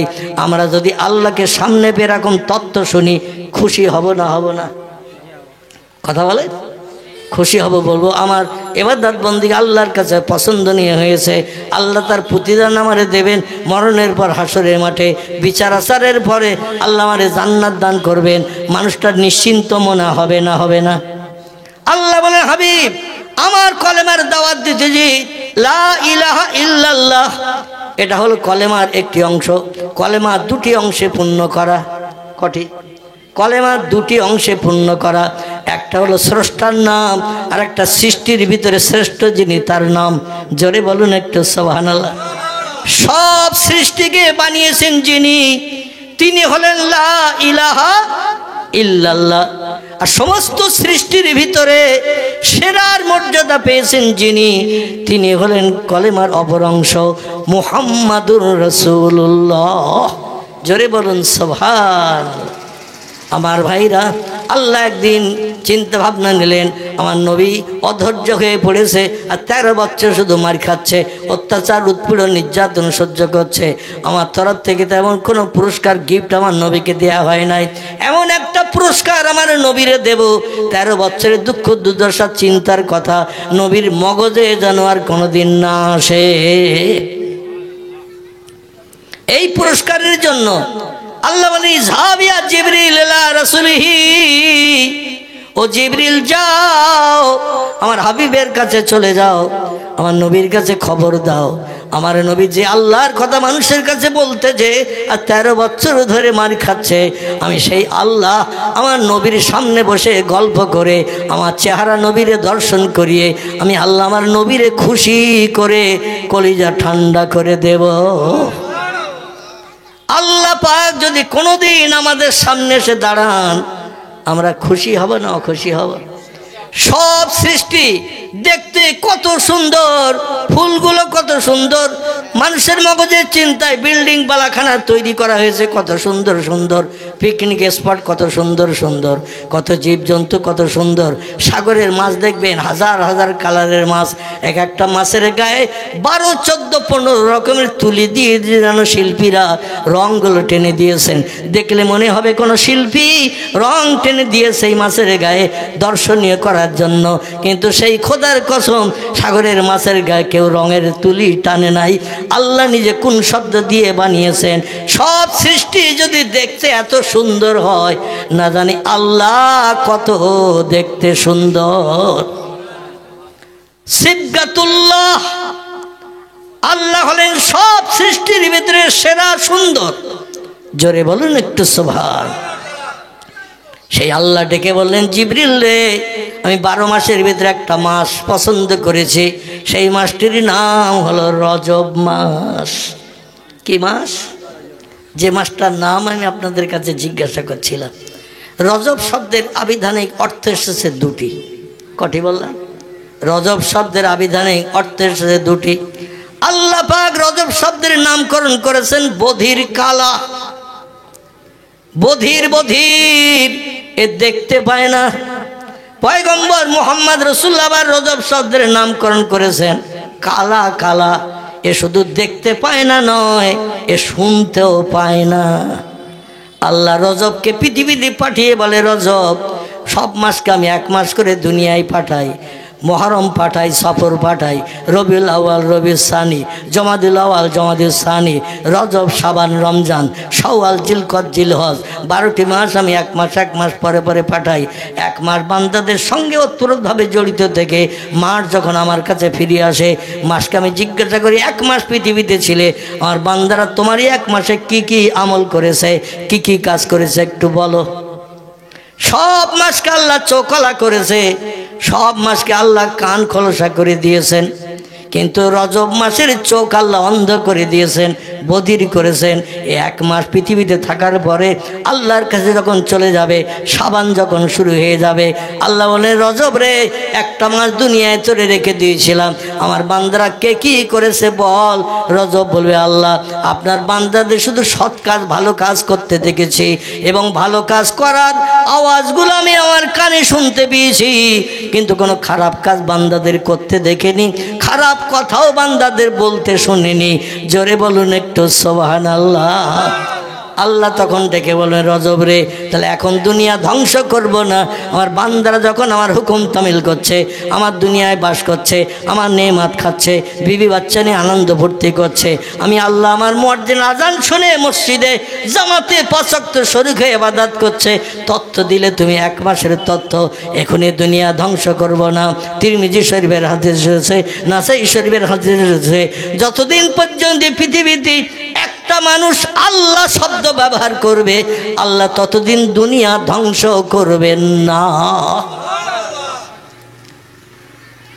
একটা মানুষ যদি আল্লাহ শব্দ ব্যবহার করে, ততদিন আল্লাহ দুনিয়া ধ্বংস করবেন না। কিন্তু এমন একটা যুগ এসে যাবে এই পৃথিবীতে, মানুষ আর আল্লাহর কোনো প্রয়োজন মনে করবে না। বিজ্ঞানের উন্নতিতে, দার্শনিকদের উন্নতিতে, যন্ত্রপাতি মেশিনা দিবে, মানুষ বলবে যা কিছু চাহিদা সব তো বিজ্ঞানীরা মিটিয়ে দিচ্ছে, আল্লাহর আর কোনো কিছু দেওয়ার প্রয়োজন নাই। আসছে সেদিন সামনে, মানুষের আল্লাহ ভোলা হয়ে যাবে, আল্লাহ হারা হয়ে যাবে, আল্লাহর কাছে কিছু চাইবে না, যেটার প্রয়োজন হবে বিজ্ঞানীরা কোরআন রিসার্চ করে সেটা দিয়ে দেবে। আর মানুষ যেদিন খোদা ভোলা হয়ে যাবে, আল্লাহ সেদিন রাগ করে দুঃখ করে বলবেন, আমার স্বাদের দুনিয়া রাখার কোনো দরকার নাই। সেদিন আল্লাহ বলেন, যা তাকুমুসা, সেদিন দুনিয়া ধ্বংস করা হবে। আর এই দুনিয়া ধ্বংসের নমুনা হলো এজা তুলিয়ে শামসে মাগরিবে হাত, পশ্চিম দিক থেকে গাছের মাথা দিয়ে ভোরবেলা ডগমগ করে সূর্যোদয় হবে। গুরুবের শামসে মাশরিকে হা, সূর্য সেদিন উঠবে পশ্চিম দিকে, ডুববে পূর্ব দিকে। আজ পর্যন্ত পৃথিবীর বয়স দুনিয়ার বিজ্ঞানীরা বলেছেন 10,000 বছর, কেউ বলেছেন 20,000 বছর, কেউ বলেছেন 1 লাখ, কেউ বলেছেন 1.5 লাখ, কেউ বলেছেন কোটি কোটি বছর। এক একজন বিজ্ঞানী এক একটা তথ্য দিয়েছে দুনিয়ার বয়স সম্পর্কে। আচ্ছা, অতীতকাল থেকে নিয়ে বর্তমান কাল পর্যন্ত সূর্য কোনোদিন কি উত্তর দিকে উঠেছে, দক্ষিণ দিকে ডুবেছে? পশ্চিম দিকে উঠেছে, পূর্ব দিকে ডুবেছে? কোনোদিন এ নজির হয় নাই। আল্লাহ বলছেন, ওয়াইন মিন শাইইন ইল্লা ইউসাব্বিহু বিহামদিহি। জোরে বলুন একটা আল্লাহু আকবার। যা কিছু চোখে দেখছো, যা কিছু চোখে দেখতে পাও না, সব সৃষ্টি আমি আল্লাহ বানিয়েছি। আর প্রত্যেকটি সৃষ্টি আমি আল্লাহ আমার হুকুম তামিল করে। চাঁদ কোনোদিন বলেনি আমার কঠিন জ্বর হয়েছে 3 দিন আকাশ আর উঠবো না, বলিস কোনোদিন? সূর্য কোনোদিন কি বলেছে আল্লাহ কঠিন রোগে আক্রান্ত, শরীরে শক্তি ক্ষমতা নাই, উদয় হয়ে অস্তমিত হতে যেতে গেলে কষ্ট পরিশ্রম করতে হয়, আমি 6টা দিন আর সূর্য উদয় হব না, এরকম বলেছে? সাগরের জোয়ার ভাটা, নদীর জোয়ার ভাটা কোনোদিন কি বলেছে আল্লাহ প্রতিদিন যে নিয়মে জোয়ার হয়, যে নিয়মে ভাটা হয়, এই নিয়ম পাল্টাতে হবে? আমার পরিশ্রম হয়ে গেছে, দীর্ঘদিন আপনার হুকুম তামিল করে আমি 7 দিন জোয়ার হব না, 8 দিন ভাটা হব না, এরকমটা কি কোনো দিন বলেছে? যত সৃষ্টি আছে সব সৃষ্টি আল্লাহর হুকুমে তামিল করে। সব সৃষ্টির ভিতরে সেরা যারা, তারা হলো আমরা মানুষ। লাকাদ খলাকনাল ইনসানা ফি আহসানি তাকবীম। জোরে বলুন একটু সুবহানাল্লাহ।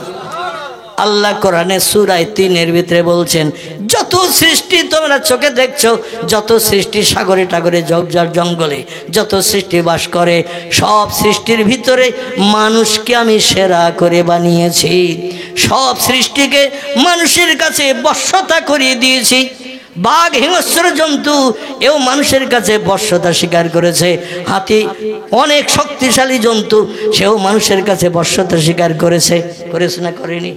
হাতি যদি বশ্যতা স্বীকার না করতো, হাতির পিঠে উঠে কেউ চাপতে পারত? বাঘকে নিয়ে সার্কেস খেলায়, সার্কেসে কেউ কি খেলা দেখাতে পারত? মানুষের কাছে বশ্যতা করেছে। এই জন্য জলহস্তি পর্যন্ত 2-3টে মানুষ একসঙ্গে গিল আলুর বস্তার মতো খেতে পারে না, পারে না? সে পর্যন্ত মানুষের কাছে বশ্যতা স্বীকার করেছে। আল্লাহ বলেন সব সৃষ্টির থেকে সেরা মানুষকে করেছে। মানুষ যা বলবে সবাই তাই শুনবে, কিন্তু ওই মানুষ শুধু আমি আল্লাহ আমারে নেয় না। সুবহানাল্লাহ। সব জায়গায় সুবহানাল্লাহ চলবে না, কোন জায়গায় বলতে হবে নাউজুবিল্লাহ। হ্যাঁ, করে দিচ্ছি।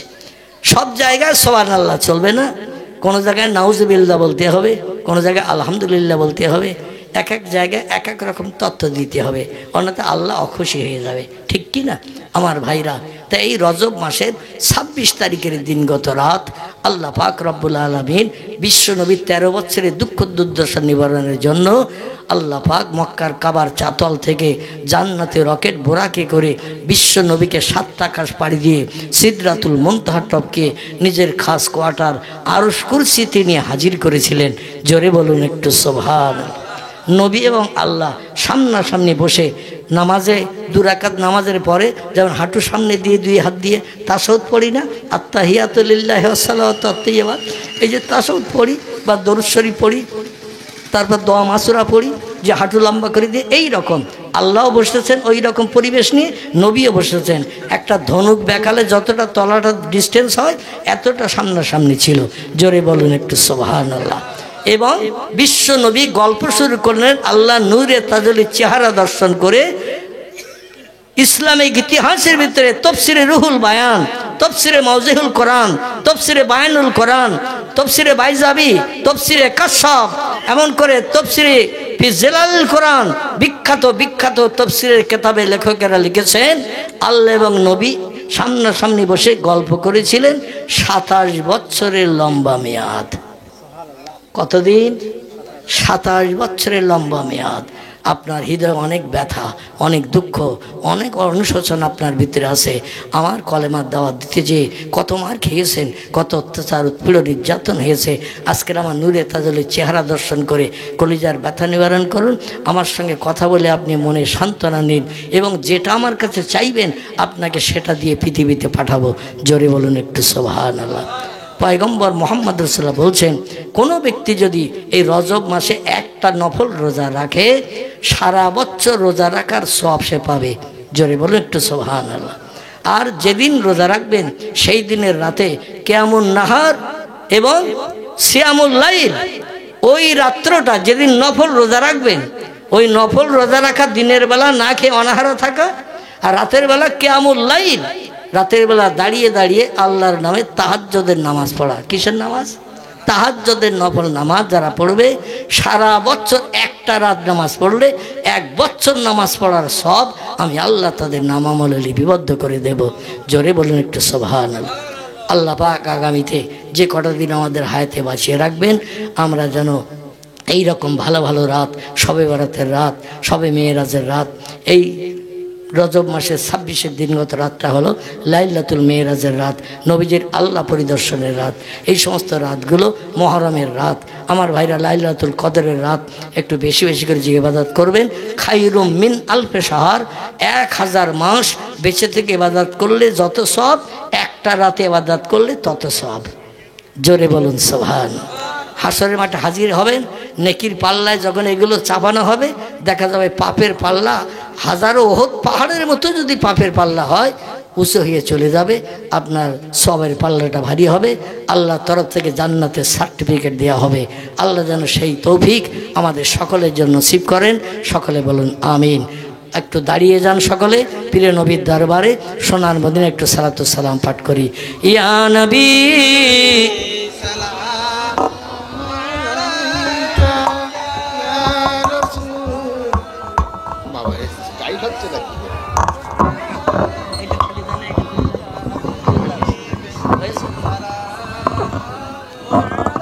কি একটা পড়ে গেল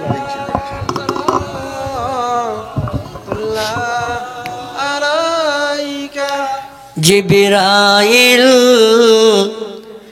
আওয়াজ তুলিল,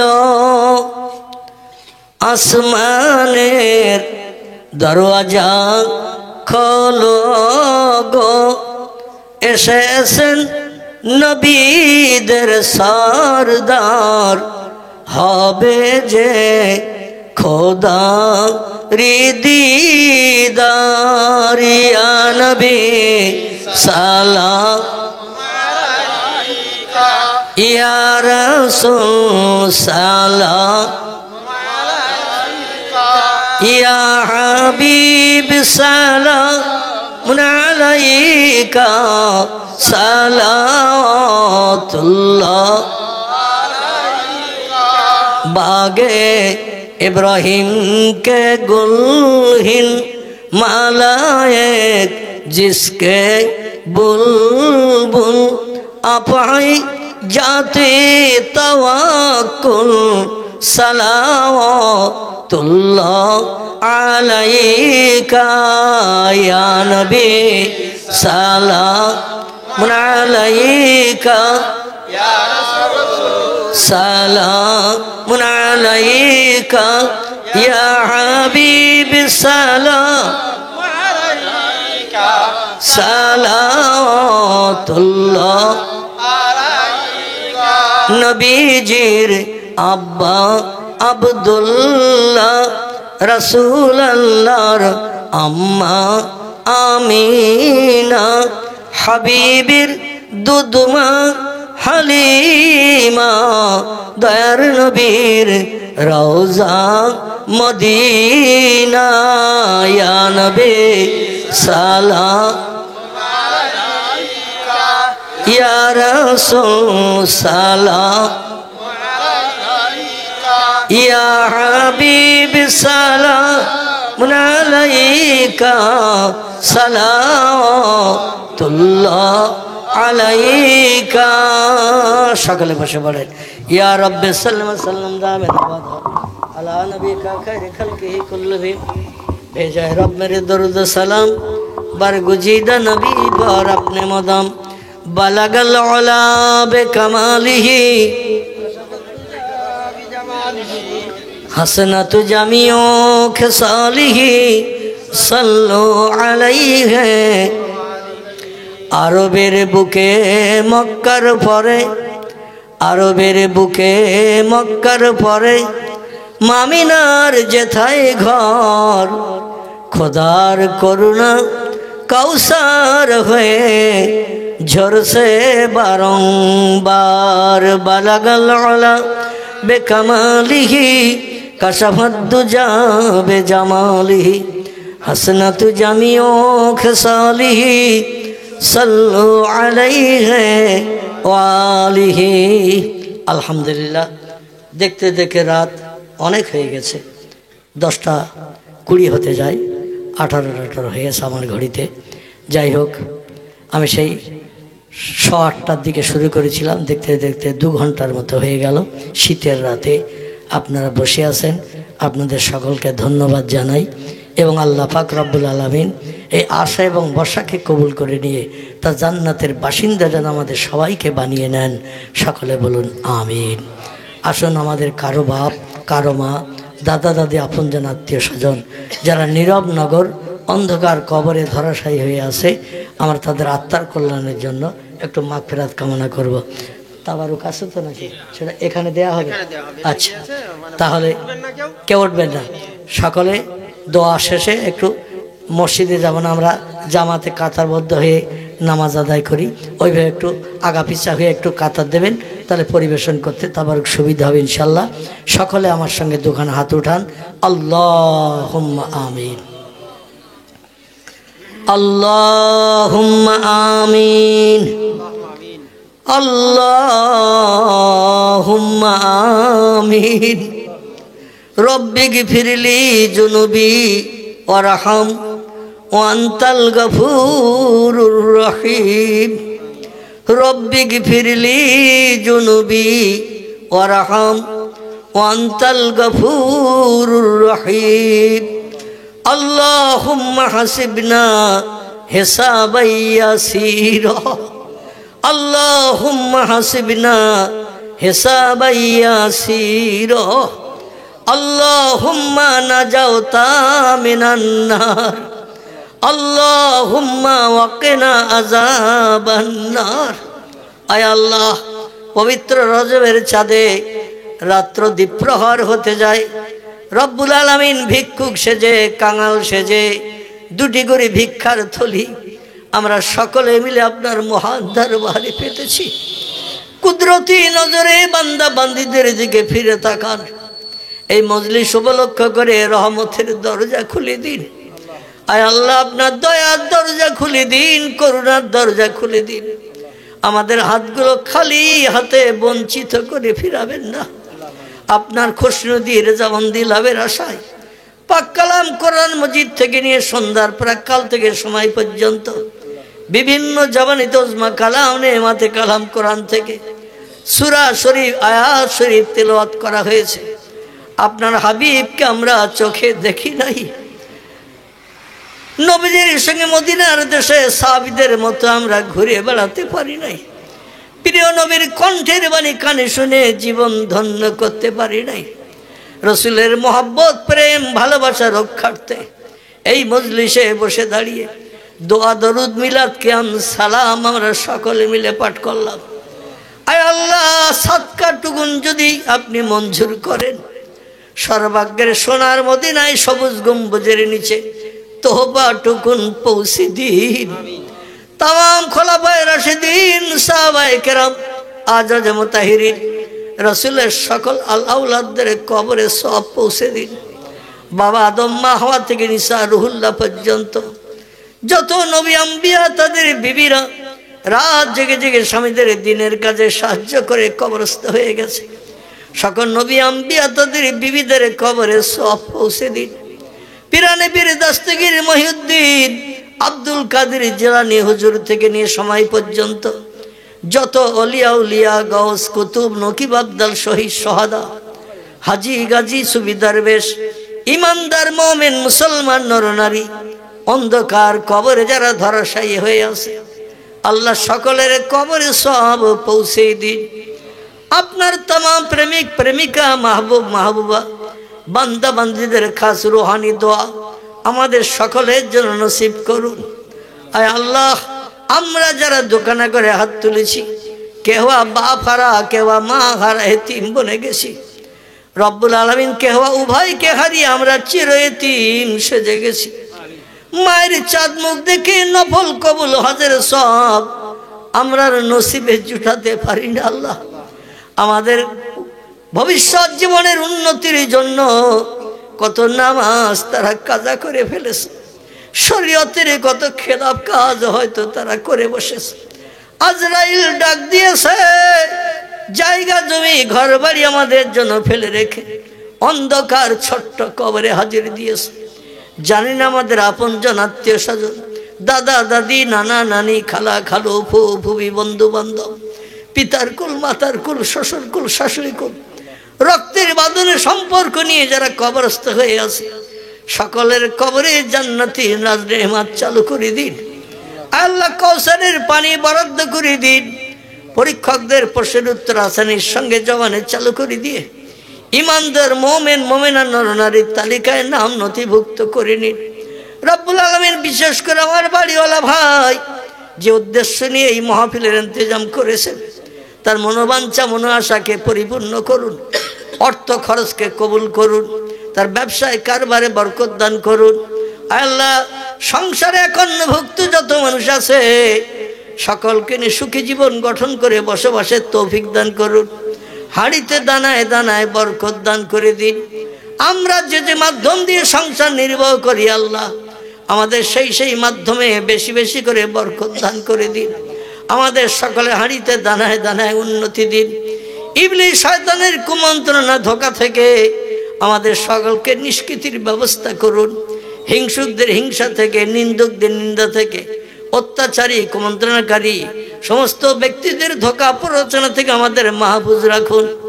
এলাহি, এই দুনিয়ার মোহমায়া ছেড়ে আমাদের সকলকে একদিন অন্ধকার কবরে হাজির দিতে হবে।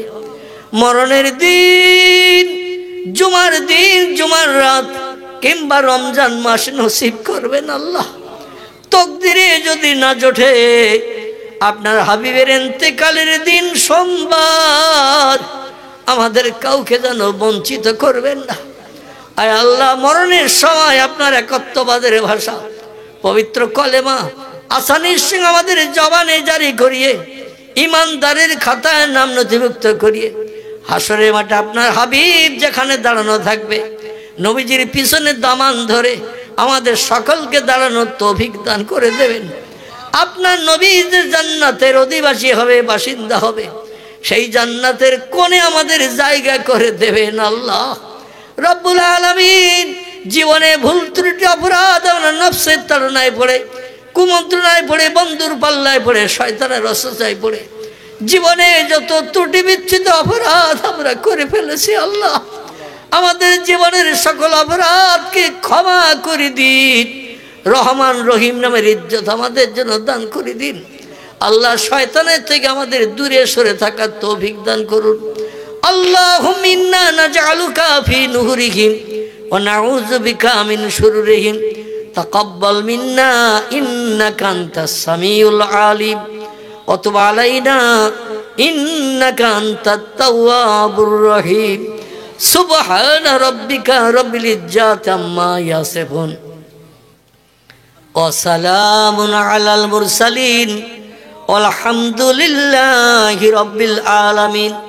বেহুরমাতে হাজিহিল কালেমাতে তৈয়বা লা ইলাহা ইল্লাল্লাহ, লা ইলাহা ইল্লাল্লাহ, লা ইলাহা ইল্লাল্লাহ মুহাম্মাদুর রাসূলুল্লাহ। আসসালামু আলাইকুম ওয়া রাহমাতুল্লাহি ওয়া বারাকাতুহু। হুজুর পীর কেবলাকে আপনারা অনেকে দেখে থাকবেন, যারা একটু 60, 65, 70 বছরের বয়স মার্কা মানুষ আছেন, তারা ছোট হুজুর কেবলাকে দেখে থাকবেন, যার নাম ছিল জুলফিকার আলী সিদ্দিকী। ঠিক বললাম না ভুল বললাম? দাদা হুজুর কেবলা ছোট সাহেবজাদা, 5 সাহেবজাদার ভিতরে ছোট ছিলেন। ইনি মাঝে মাঝে জলসায় এসে বলতেন যে চিনি খেতে আবার গালে ব্যথা। ছোট হুজুর কেবলা এই কথাটা বলতেন, চিনি খেতে গেলে কি আবার গালে ব্যথা হয়? ও মিষ্টি দেখলেই তো লোভ হয়, কখন দেবে আর কখন খাবো, ঠিক কিনা? তার থেকেও অধিক মিষ্টি আল্লাহর নামের আওয়াজ। কথাটা ঠিক না ভুল? এই জন্য বাচ্চারা যখন বড় হবে তখন আর বলতে হবে না, ছোট আছো একটু জোরে আওয়াজ দেবে, তোমাদের আওয়াজে চাচা দাদাদের পেস্টি দূর হয়ে যাক। সবাই একটু অন্তত কণ্ঠে কণ্ঠ মিলাবে। বাংলা একটা প্রবাদ আছে, দেখা দেখি চাষ, গায়ে গায়ে বাস।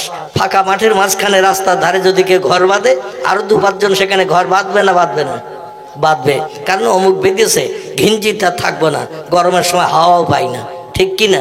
ঝগড়াঝাটি অশান্তি হয়। ফাঁকা জায়গায় একজন ঘর বেঁধেছে, ওখানে আমার জমি আছে, তো এখান থেকে উঠিয়ে দিয়ে ওখানে ঘর বাঁধবো, ঠিক কিনা? তাই প্রবাদটা আছে, দেখা দেখি চাষ, গায়ে গায়ে বাস। তো বাচ্চারা যদি আওয়াজ দেয়, আপনাদের গলার স্বর একটু উঠবে না উঠবে না? আল্লাহু আকবার। তাহলে আমি একটু তাকবীর দেই, একটু আওয়াজ তোলেন, নারায়ে তাকবীর। আগের থেকে একটু বেড়েছে না কমেছে? বেড়েছে। তাহলে আমি যদি আরেকটু ঘষি, তাহলে আরেকটু আওয়াজ বাড়বে না কমবে? যত ঘষা হবে তত বাড়বে। আমরা আল্লাহর নামের আওয়াজ দেব না তো কার নামের আওয়াজ দেব? প্রধানমন্ত্রী, মুখ্যমন্ত্রী, এমএলএ, এমপিদের নামের আওয়াজ দেব? কি তাদের চরিত্র? আলহামদুলিল্লাহ, আমার ভাই সামনে বসে বলছেন খারাপ। আমি খারাপটা বলবো না, আবার হয়তো আমার রাস্তার মোড়ে ধরবে কেউ। আমি জনগণের কল্যাণমূলক কাজ করি, একটা পয়সা খাইনে, আর আপনি বলছেন আমি খারাপ, এ বলবে না বলবে না? অনেকে বলতে যাবে, এই জন্য আমি বলবো না, আপনারা বলে দিয়েছেন, আমার যেন না ধরে। তো আল্লাহ পাক, যিনি জীবনে একটা মিথ্যা কথাও বলেননি, কাউকে প্ররোচনাও দেননি, কাউকে ধোকাও দেননি, কারো অর্থ আত্মসাৎ করেননি, গরিব এতিমের হক ফাঁকি দিয়ে খাননি, কোনো মানুষের প্রাণনাশ করেননি, কারো গালে চড় মারেননি, ঠিক বললাম না ভুল বললাম? সেই মহান আল্লাহর নামের আওয়াজ আরেকটাবার একটু জোর করে তোলেন, আমি বক্তৃতায় সামনে আপনাদের এগিয়ে নিয়ে যাই। নারায়ে তাকবীর, নারায়ে তাকবীর। وقال النبي صلى الله عليه وسلم فاذن المؤذن ثم صلى ركعتين إماما كما قال عليه الصلاة والسلام. وقال الله تعالى في شان حبيبه إن الله وملائكته يصلون على النبي يا أيها الذين آمنوا صلوا عليه وسلموا تسليما. اللهم صل على مولانا محمد وعلى آل سيدنا ওরে গোলাপ তুই কি প্রথম ওরে গোলাপ তুই কি প্রথম চুমেছিলি মোর নবীর কদম তাই কি রে তোর খুশবু সদা আতর মাঝে জাগে মুহাম্মদ নাম যতই জপি মুহাম্মদ নাম যতই জপি ততই মধুর লাগে ওই নামেতে এতই মধু কে জানি তো আগে আল্লাহুম্মা সাল্লি আলা মাওলানা মুহাম্মদ ওয়া আলা আলি সাইয়্যিদিনা বুলবুলি রে তুই কি প্রথম বুলবুলি রে তুই কি প্রথম শুনেছিলি মোর নবীর বচন তাই কি রে তোর কণ্ঠের স্বর শুনতে মধুর লাগে মুহাম্মদ নাম যতই জপি ততই মধুর লাগে ওই নামেতে এতই মধু কে জানি তো আগে আল্লাহুম্মা সাল্লি আলা মাওলানা মুহাম্মদ ওয়া আলা আলি সাইয়্যিদিনা প্রাণ ভরে কলেমার জিকির লা ইলাহা ইল্লাল্লাহ লা ইলাহা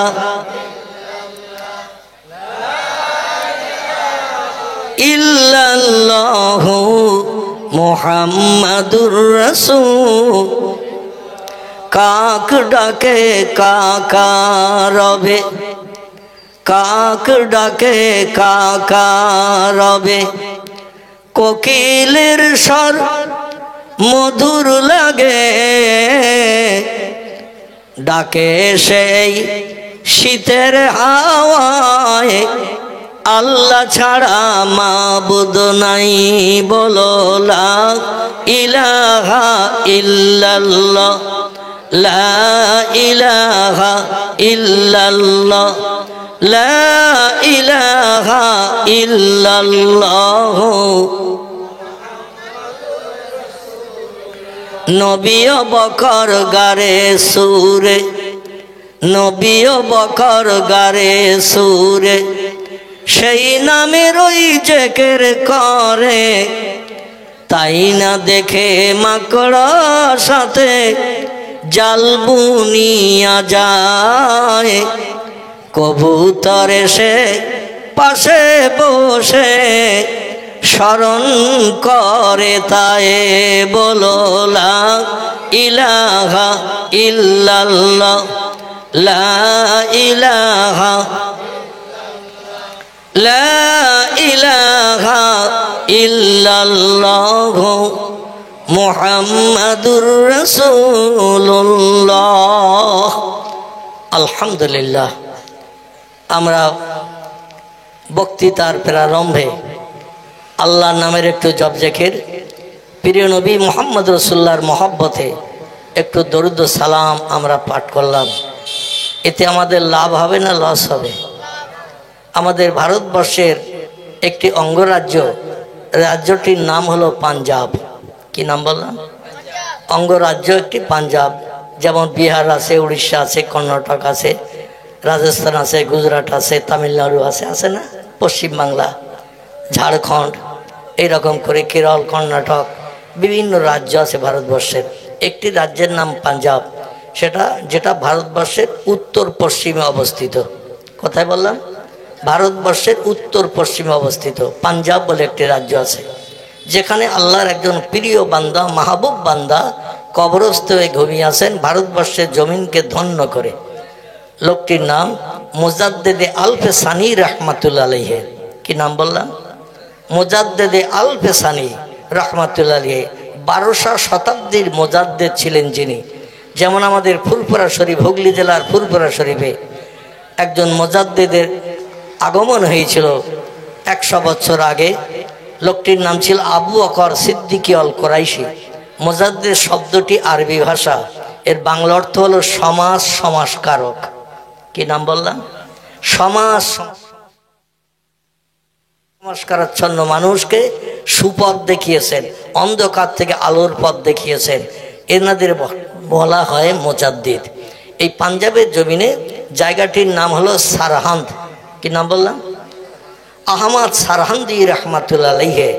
এই সারহান্দের জমিনে এরকম হচ্ছে কেন? মাইকের জোর যেভাবে ছিল সেভাবে রাখেন, বেশি দিতে হবে না, আমার গলার স্বর বেশি আছে ইনশাল্লাহ, কোকো করলে কথা বলা যাবে না। তো পাঞ্জাবের সারহান্দ বলে একটি জায়গা আছে, ওই সারহান্দের জমিনে আল্লাহর একজন মহান অলি, আল্লাহ প্রেমিক খোদাভক্ত বান্দার আগমন হয়েছিল 1200 শতাব্দীতে। আমার ভাইরা, লোকটির নাম ছিল আহমদ সারহান্দি রহমাতুল্লাহ আলাইহি। এই পাঞ্জাব দেশে জনসংখ্যায় সব থেকে বেশি বসবাস করে যারা, এরা হলো শিখ ধর্মাবলম্বী। কি ধর্ম বললাম? শিখ ধর্মাবলম্বী। আমরা যাদের পাঞ্জাবি বলি, আমাদের দেশে দেখবেন অধিকাংশ গাড়ি ড্রাইভিং করে এই পাঞ্জাবিরা, এবং গাড়ির খালাসিগিরির কাজও করে তারা। ওদের ধর্মীয় নেতার নাম হলো মিস্টার গুরু নানক। কি নাম বললাম? ওদের ধর্মীয় নেতার নাম মিস্টার গুরু নানক। আমাদের ধর্মীয় নেতা আছে না নাই? কথা বলেন। হিন্দু ভাইদের আছে না নাই? জৈনদের আছে না নাই? ইহুদের আছে না নাই? খ্রিস্টানদের ধর্মীয় নেতা আছে না নাই? প্রত্যেকটি ধর্মাবলম্বীদের এক একজন ধর্মীয় নেতা আছে। তো শিখেদের ধর্মীয় নেতার নাম হলো মিস্টার গুরু নানক। বৌদ্ধদের ধর্মীয় নেতার নাম গৌতম বুদ্ধ। ইহুদিদের ধর্মীয় নেতার নাম মোজেস বা মুসা। খ্রিস্টানদের ধর্মীয় নেতার নাম ঈসা বা যিশু। হিন্দু ভাইদের ধর্মীয় নেতার নাম রামকৃষ্ণ পরমহংসদেব। আমাদের নেতার নাম কি? আলহামদুলিল্লাহ, আমাদের নেতার নাম হলো মুহাম্মাদুর রাসূলুল্লাহ সাল্লাল্লাহু আলাইহি সাল্লাম। তো শিখেদের ধর্মীয় নেতার বাহ্যিক সুন্নত হলো 4টি। কটি বললাম? শিখ ধর্মাবলম্বী গুরু নানকের আদর্শের অনুসরণ অনুকরণ যারা করে, এদের 4টি সুন্নত মেনে চলতে হয়। সুন্নত শব্দটি আরবি ভাষা, বাংলা অর্থ হলো এদের জীবন আদর্শ, তার জীবন আদর্শ বাস্তব জীবনে রূপদান করে চলতে হয়। আমাদেরও ধর্মীয় নেতার বাহ্যিক সুন্নত হলো 4টি। কটি বললাম? 4টি। এর ভিতরে 3টিকে আমরা বাস্তব জীবনে রূপদান করে চলার চেষ্টা করি। আমি খুব টুকটুক করে একটু তথ্য দিয়ে আমার বক্তব্যের দিকে এগিয়ে নিয়ে যাব। একটু প্রথমে আমি একটু ট্রাক্টর দিয়ে নিচ্ছি। ট্রাক্টর বুঝলেন তো? আচ্ছা, ঘাস বাগানের দানা ছড়ালে চারা হবে জঙ্গলে? আচ্ছা, জমিটা যদি একটা বা দুটো ট্রাক্টর দিয়ে চাষ দিয়ে ঘাসগুলো মেরে দেওয়া হয়, তারপরে যে কোনো দানা দিলেও চারা হবে না? হবে না? জমি পরিষ্কার করে দানা দিলে সব দানায় চারা হবে। এইবার আমি একটু দানা বুনিয়ে দিয়ে যাব, চারা তৈরি হবে। এ চারায় তেল সার পাউডার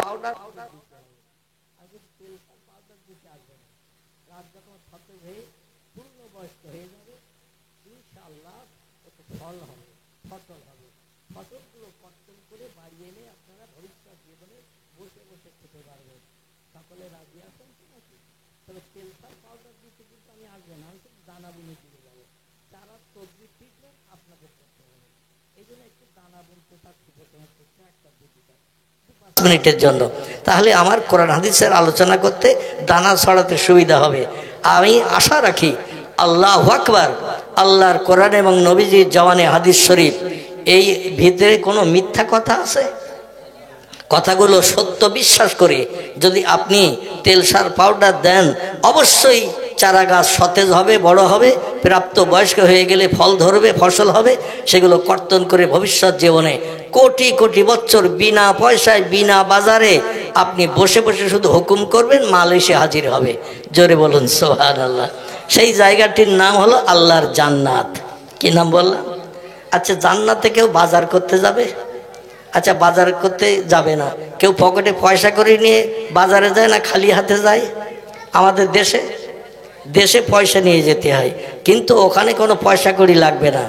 আর আপনার তাবেদারির জন্য 70টা জান্নাতি 18 বছরের হুর আল্লাহ বরাদ্দ করে দেবেন আপনার শুধু তাবেদারি করার জন্য। এদের বয়স করা হবে 18 বছর।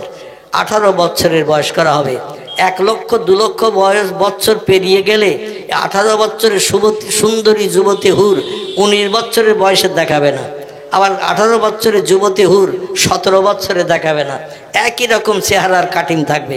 আমাদের দেশে দেখবেন ছেলে মেয়েদের যখন বিয়ে হয় চেহারার সৌন্দর্য দেখতে যথেষ্ট ভালো থাকে, কিন্তু একটা মেয়ে বিয়ের পরে বছর 1.5 পেরিয়ে গেলে একটা বাচ্চা যদি হয় তো দেখবেন ও ঘেবে পেয়ারা মার্কা হয়।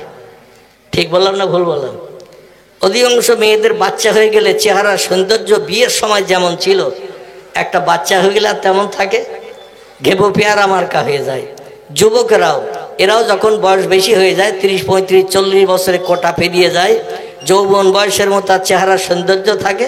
কিন্তু জান্নাতি পুরুষদের চেহারা 24 বছরের বয়স করা হবে।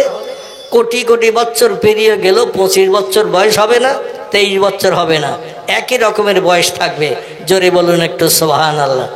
আর 70টা জান্নাতি হুর গেলেমান, এরা শুধু আপনার হুকুমের তাবেদারি করার জন্য পাশে সবসময় মজুদ থাকবে। আপনি মনে মনে কোনো চিন্তা ভাবনা করলে সেটা আল্লাহু আলিমুন বিজাতিস সুদূর।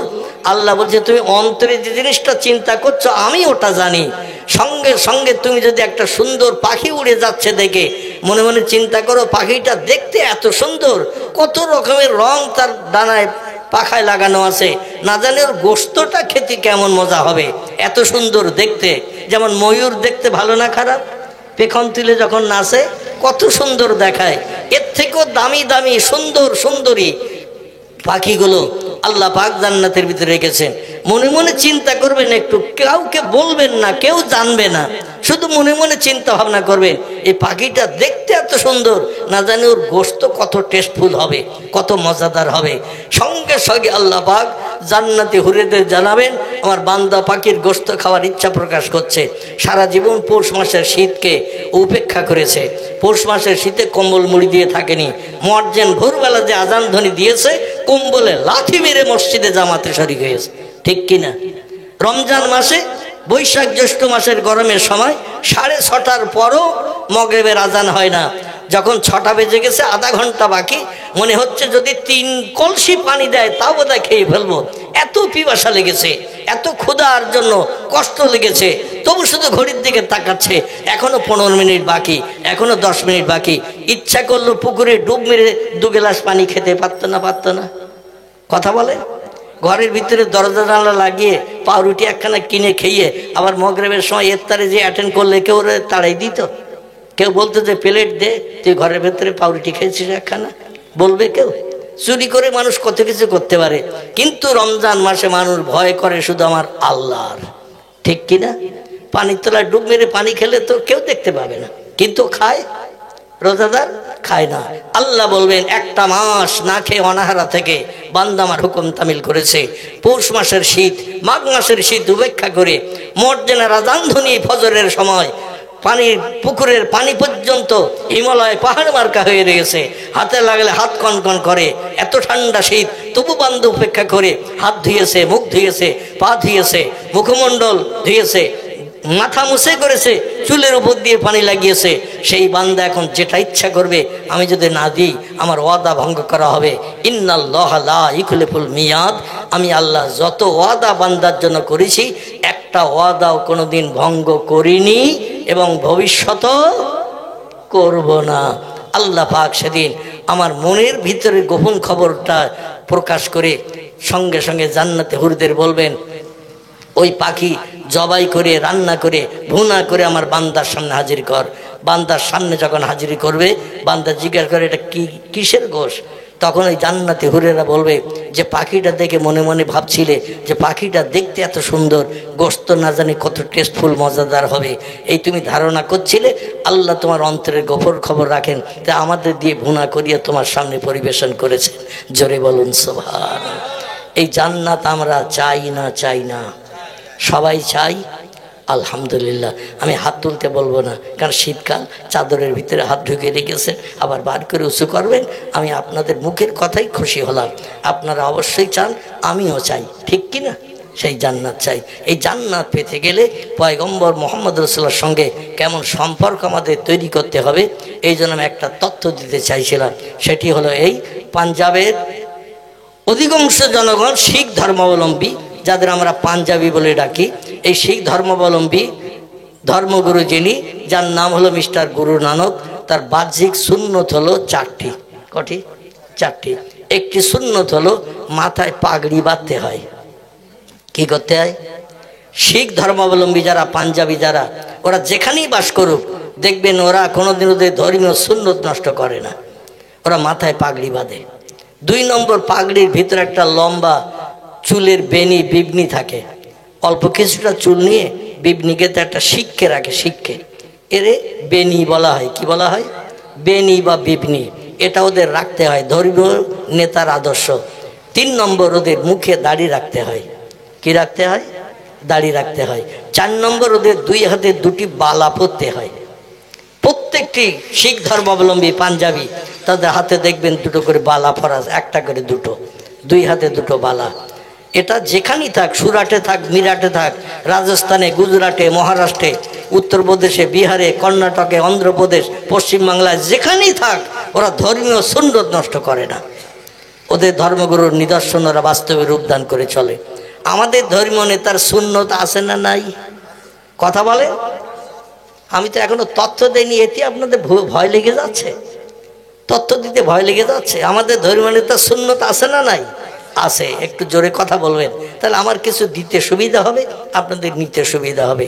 আমাদের প্রিয় নেতা মুহাম্মদ রাসূলুল্লাহ সাল্লাল্লাহু আলাইহি সাল্লামের বাহ্যিক সুন্নত হলো 3টি, মতান্তরে 4টি। কটি বললাম? 3টি বা 4টি। আমার ভাইরা, একটি সুন্নত হলো বিশ্বনবী মুহাম্মদ রাসূলুল্লাহ সাল্লাল্লাহু আলাইহি সাল্লাম মাথায় পাগড়ি বাঁধতেন। কি বাঁধতেন? পাগড়ি বাঁধতেন, এবং পাগড়ির তলায় একটা করে টুপি থাকতো। নবীজির মাথায় পাগড়ির তলায় একটা টুপি থাকতো। 3 নম্বর হলো পয়গম্বর মুহাম্মদ রাসূলুল্লাহ মুখে দাড়ি রাখতেন, জীবনে দাড়ি কর্তন করেননি। জোরে বলুন সুবহানাল্লাহ। রাসূল বলেছেন, মান কাতাল্লাহি আফা কাতালানি, যদি কোনো ব্যক্তি আমার সুন্নত দাড়িকে ছুরিকেছি দিয়ে কর্তন করলো, ফা কাতালানি, সেজন্য আমি মুহাম্মদ রাসূলুল্লাহ আমাকে মার্ডার করে দিয়ে দিল।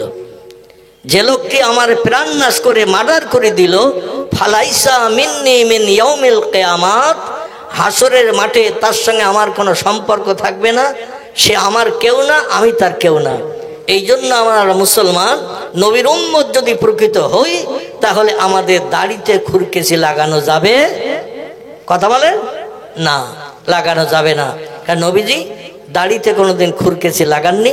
এই জন্য রসুল বলছেন, কেউ যদি দাড়ি কর্তন করে, সেজন্য আমি মুহাম্মদ আমারে মার্ডার করে দিল। ফা কাতালানি, সেজন্য আমি মুহাম্মদ রাসূলুল্লাহ আমারে মার্ডার করে দিয়ে দিল, আমার প্রাণনাশ করলো। হাদিস শরীফে এসেছে, বিনা অপরাধে বিনা দোষে কোনো ব্যক্তি প্রাণনাশ করলে লোকটা সঙ্গে সঙ্গে কাফেরে পরিণত হয়। কি হয়? কাফের হয়ে যায়। কাফেরের ঠিকানা কোথায়? আলহামদুলিল্লাহ, কাফেরের ঠিকানা হলো জাহান্নাম।